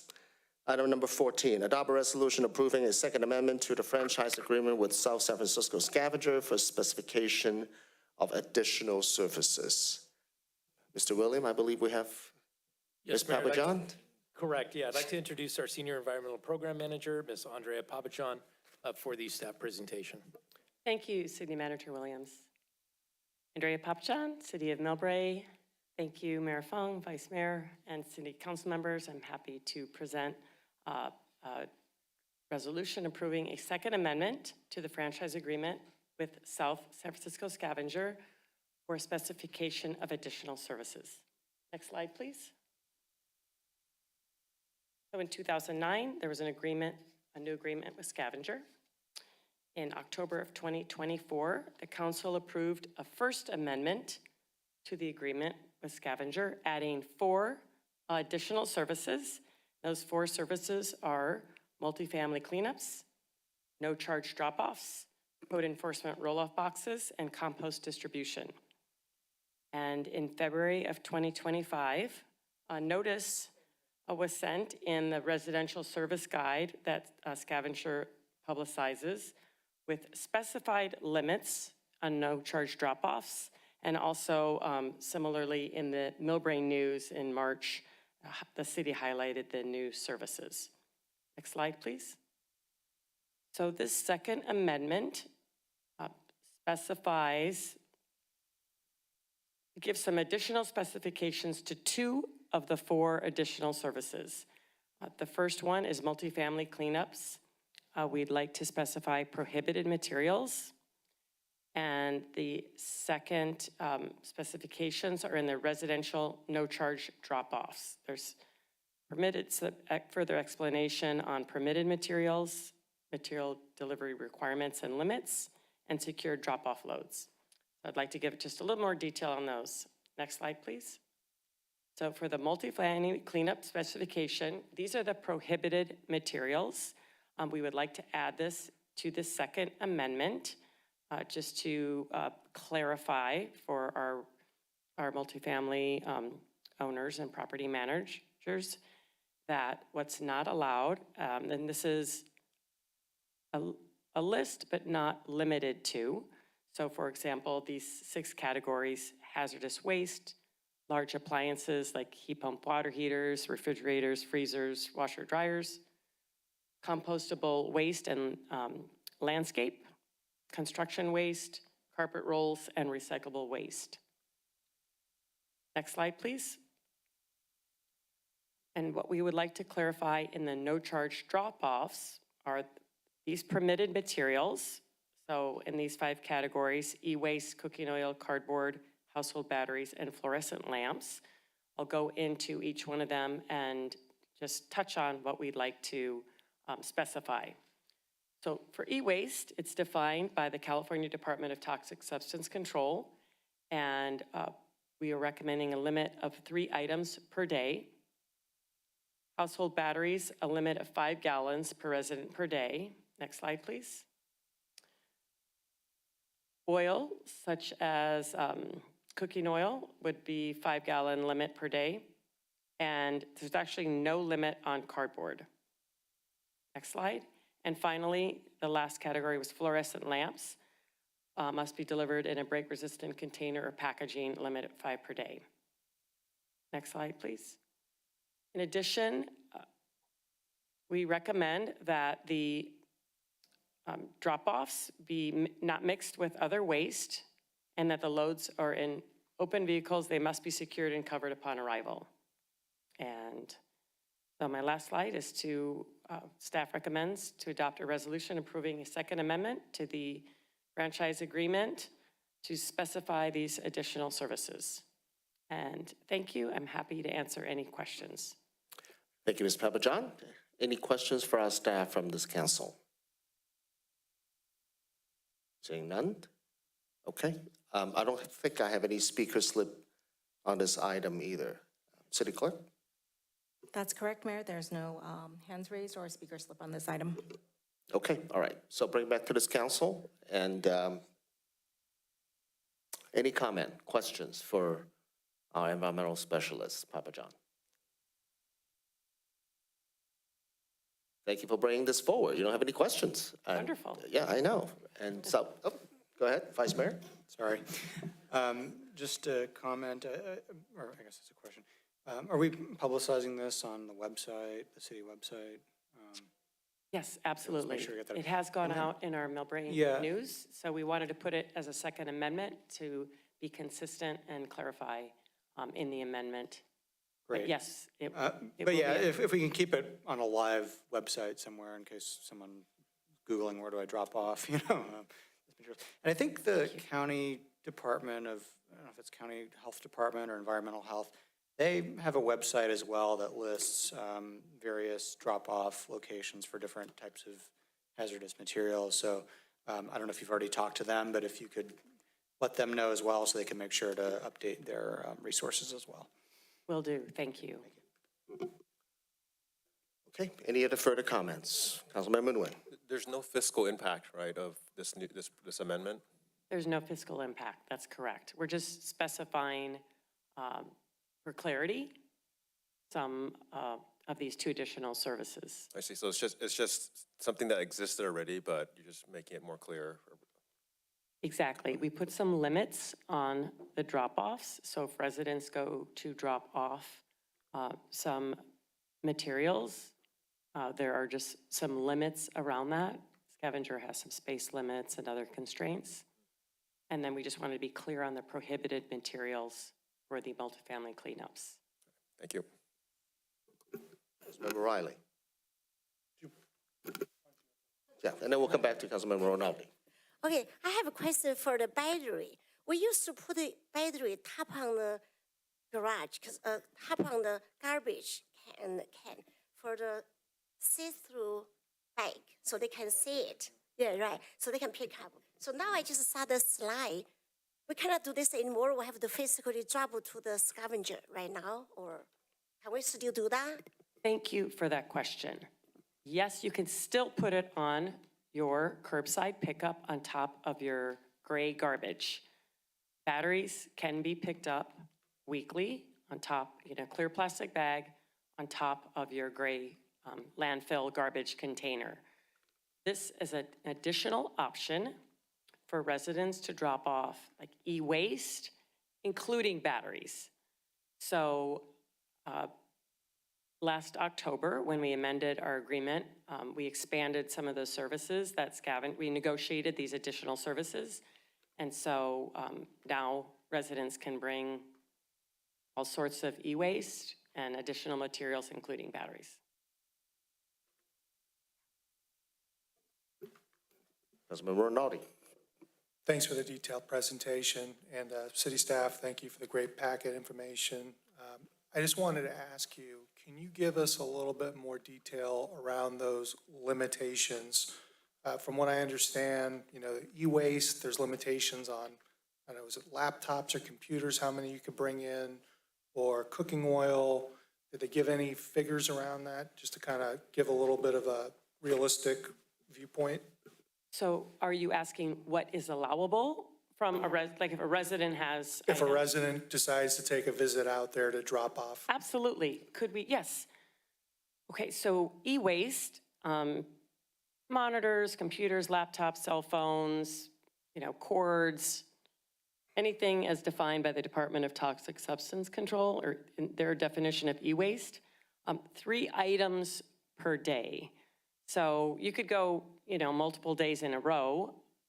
We're just putting a limit to 3 per day. Got it. Thank you very much. Sure. And then for batteries, 5 gallons per day.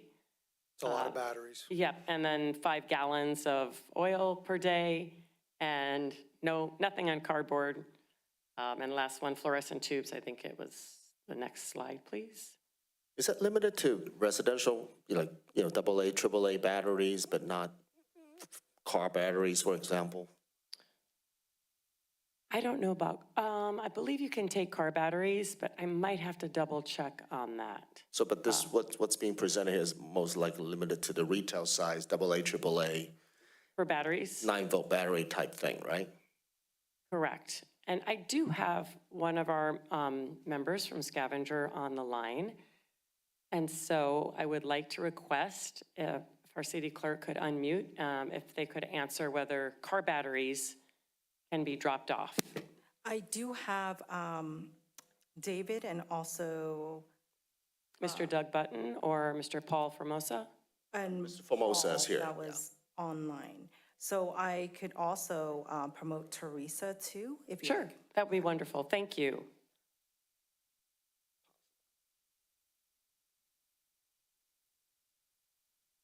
Would she like us to repeat the question for her?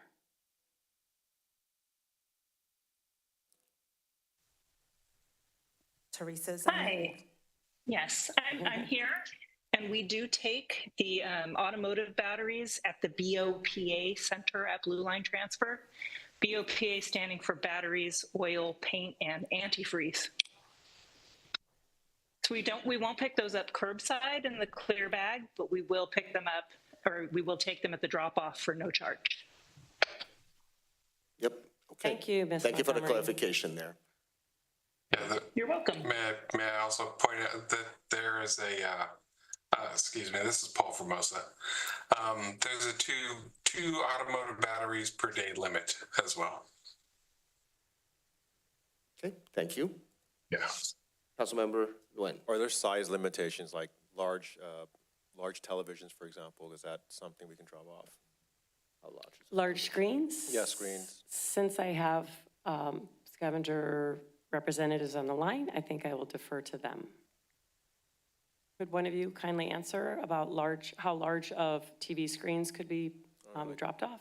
60, 80-inch type of screens?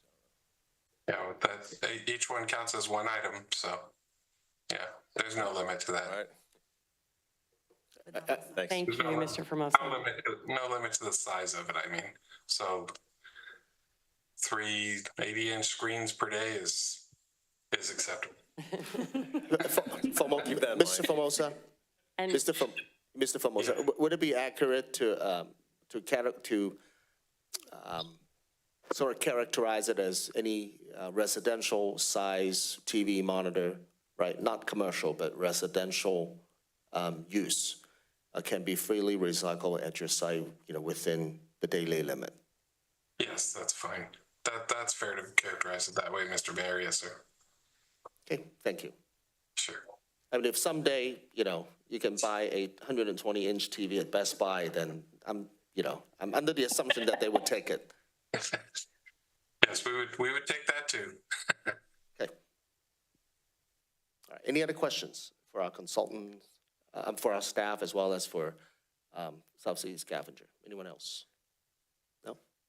Okay.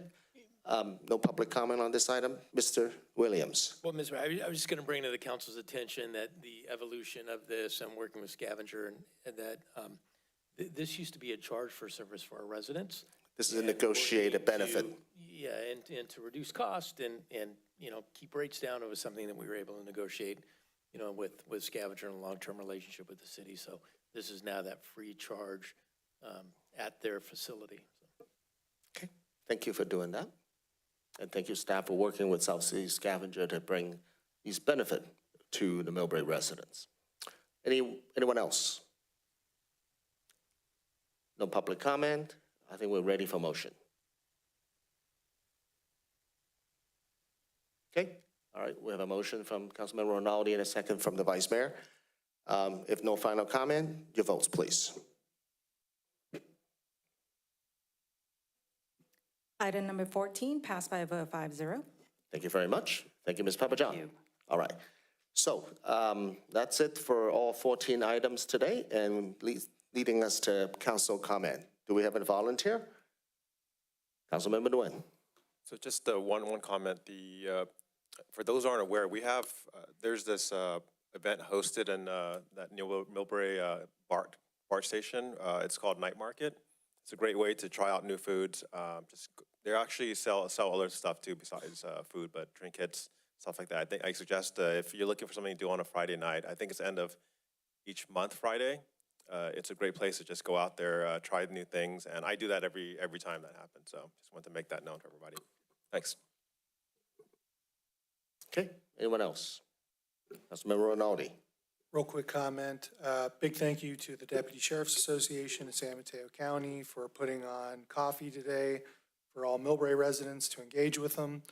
Also, big thank you to the City of San Bruno, all the folks from our city staff here, all the folks that were community leaders that helped participate in the Juneteenth celebration. It's a real beautiful day for anyone who was able to join. I'm sure you experienced that. Thank you to all the folks that came forward today with their public comments on all the agenda items. I feel everyone was heard today. Last but not least, as far as the work that's been going on my side, a lot of work with traffic calming around the schools. You know, city staff and I have been real busy with on-site visits. So it's short, sweet, and simple. That's it. Thank you. Anyone else? Mr. Vice Mayor? Ms. Riley? Just one comment. I believe this Thursday is the Bayside Manor grand opening or groundbreaking. Bayside Manor Bayside Park, that is correct, Vice Mayor. Yeah, 9:30. 9:30 at Bayside Manor Park. So Correct. hope everyone can make it there. Thank you. Okay, all right. So I just have a number of things here. A lot of things happening the last couple of weeks in the county. SMC Transportation Authority, which has recently approved a $184 million budget. And one of the key highlights is the $300,000 grant funding for Millbrae and San Bruno on the Grand Boulevard Initiative. So that's a big chunk of change coming back to San Bruno and Millbrae for our Grand Boulevard Initiative that we've been looking for a long time, and it's finally here. I wanted to thank all the regional mayors in the North and Central County and city managers attending our regional mayors roundtable that was hosted in Millbrae on April the 28th. And we agree, most of the mayors agree, during that meeting that on my suggestion that we need to expedite the approval process of the Measure W, the Regional Transit Connection Grant, and leading to the approval of the BART Fairgate installation, the entire $10.3 million that the Transportation Authority, through the Measure W funding, to entirely and completely fund this project so that there is no need for the city of Daly City, Colma, South San Francisco, and Millbrae and San Bruno to enter into any kind of an MOU with the County of San Mateo and be obligated to repay for the installations of these fare gates. I mean, from the very beginning, this is a regional asset, a regional transportation asset, and it's a regional responsibility to get these fare gates installed and have it paid for. So I'm thankful to the TA staff who expedited this, and also thank the city manager for organizing this roundtable. This is a very important meeting that, again, most of the mayors agree that this needs to be brought forward as soon as possible, and the vote came down on June 5th to pay for the entire $10.3 million. Also, on the same meeting, there is an approval of $1,794,000 of grant funding from Measure A, the local shuttle program funds, which now connects our Millbrae Intermodal Station to many different locations throughout the Central County. Specifically the Burlingame Bayside with $452,000 that connects the Bayside businesses and hotel district east of 101, and some of the businesses and multi-family buildings in both Millbrae and Burlingame. Also connecting the Burlingame Point campus and the hotels and the businesses along Bayshore Highway and Airport Boulevard, including Millbrae and Burlingame hotels and businesses. Also connecting the Mills Peninsula Medical Center. Some of the residential areas in the central part of our county. That's another $525,000 within that budget. And also connecting our transit center to Foster City, as far as Foster City as well, so that those who live and work in those areas can come to Millbrae and use our intermodal station. And so, all in all, it's about almost close to $1.8 million funding that will benefit the connections at the Millbrae intermodal station. I also serve on the Peninsula Clean Energy and just recently work on our budget for our next fiscal year. And again, we have another surplus at Peninsula Clean Energy. And we're projecting to providing, instead of a 5% discount to PG&E rate, which we have been doing, we're projecting that we can provide a 10% discount to all the ratepayers throughout the entire San Mateo County. Recognizing how energy bills are getting more expensive for a lot of vulnerable residents, we're doing everything we can to lower your energy bill to keep you in this county as much as possible. So those are some of the items that I want to report out. Mostly good news, I would imagine, and continue to bring resources back to Millbrae whenever it's needed. Thank you very much. Anyone else have any council comments? If no further comment, I adjourn this meeting tonight at 9:23 p.m. Thanks, everybody.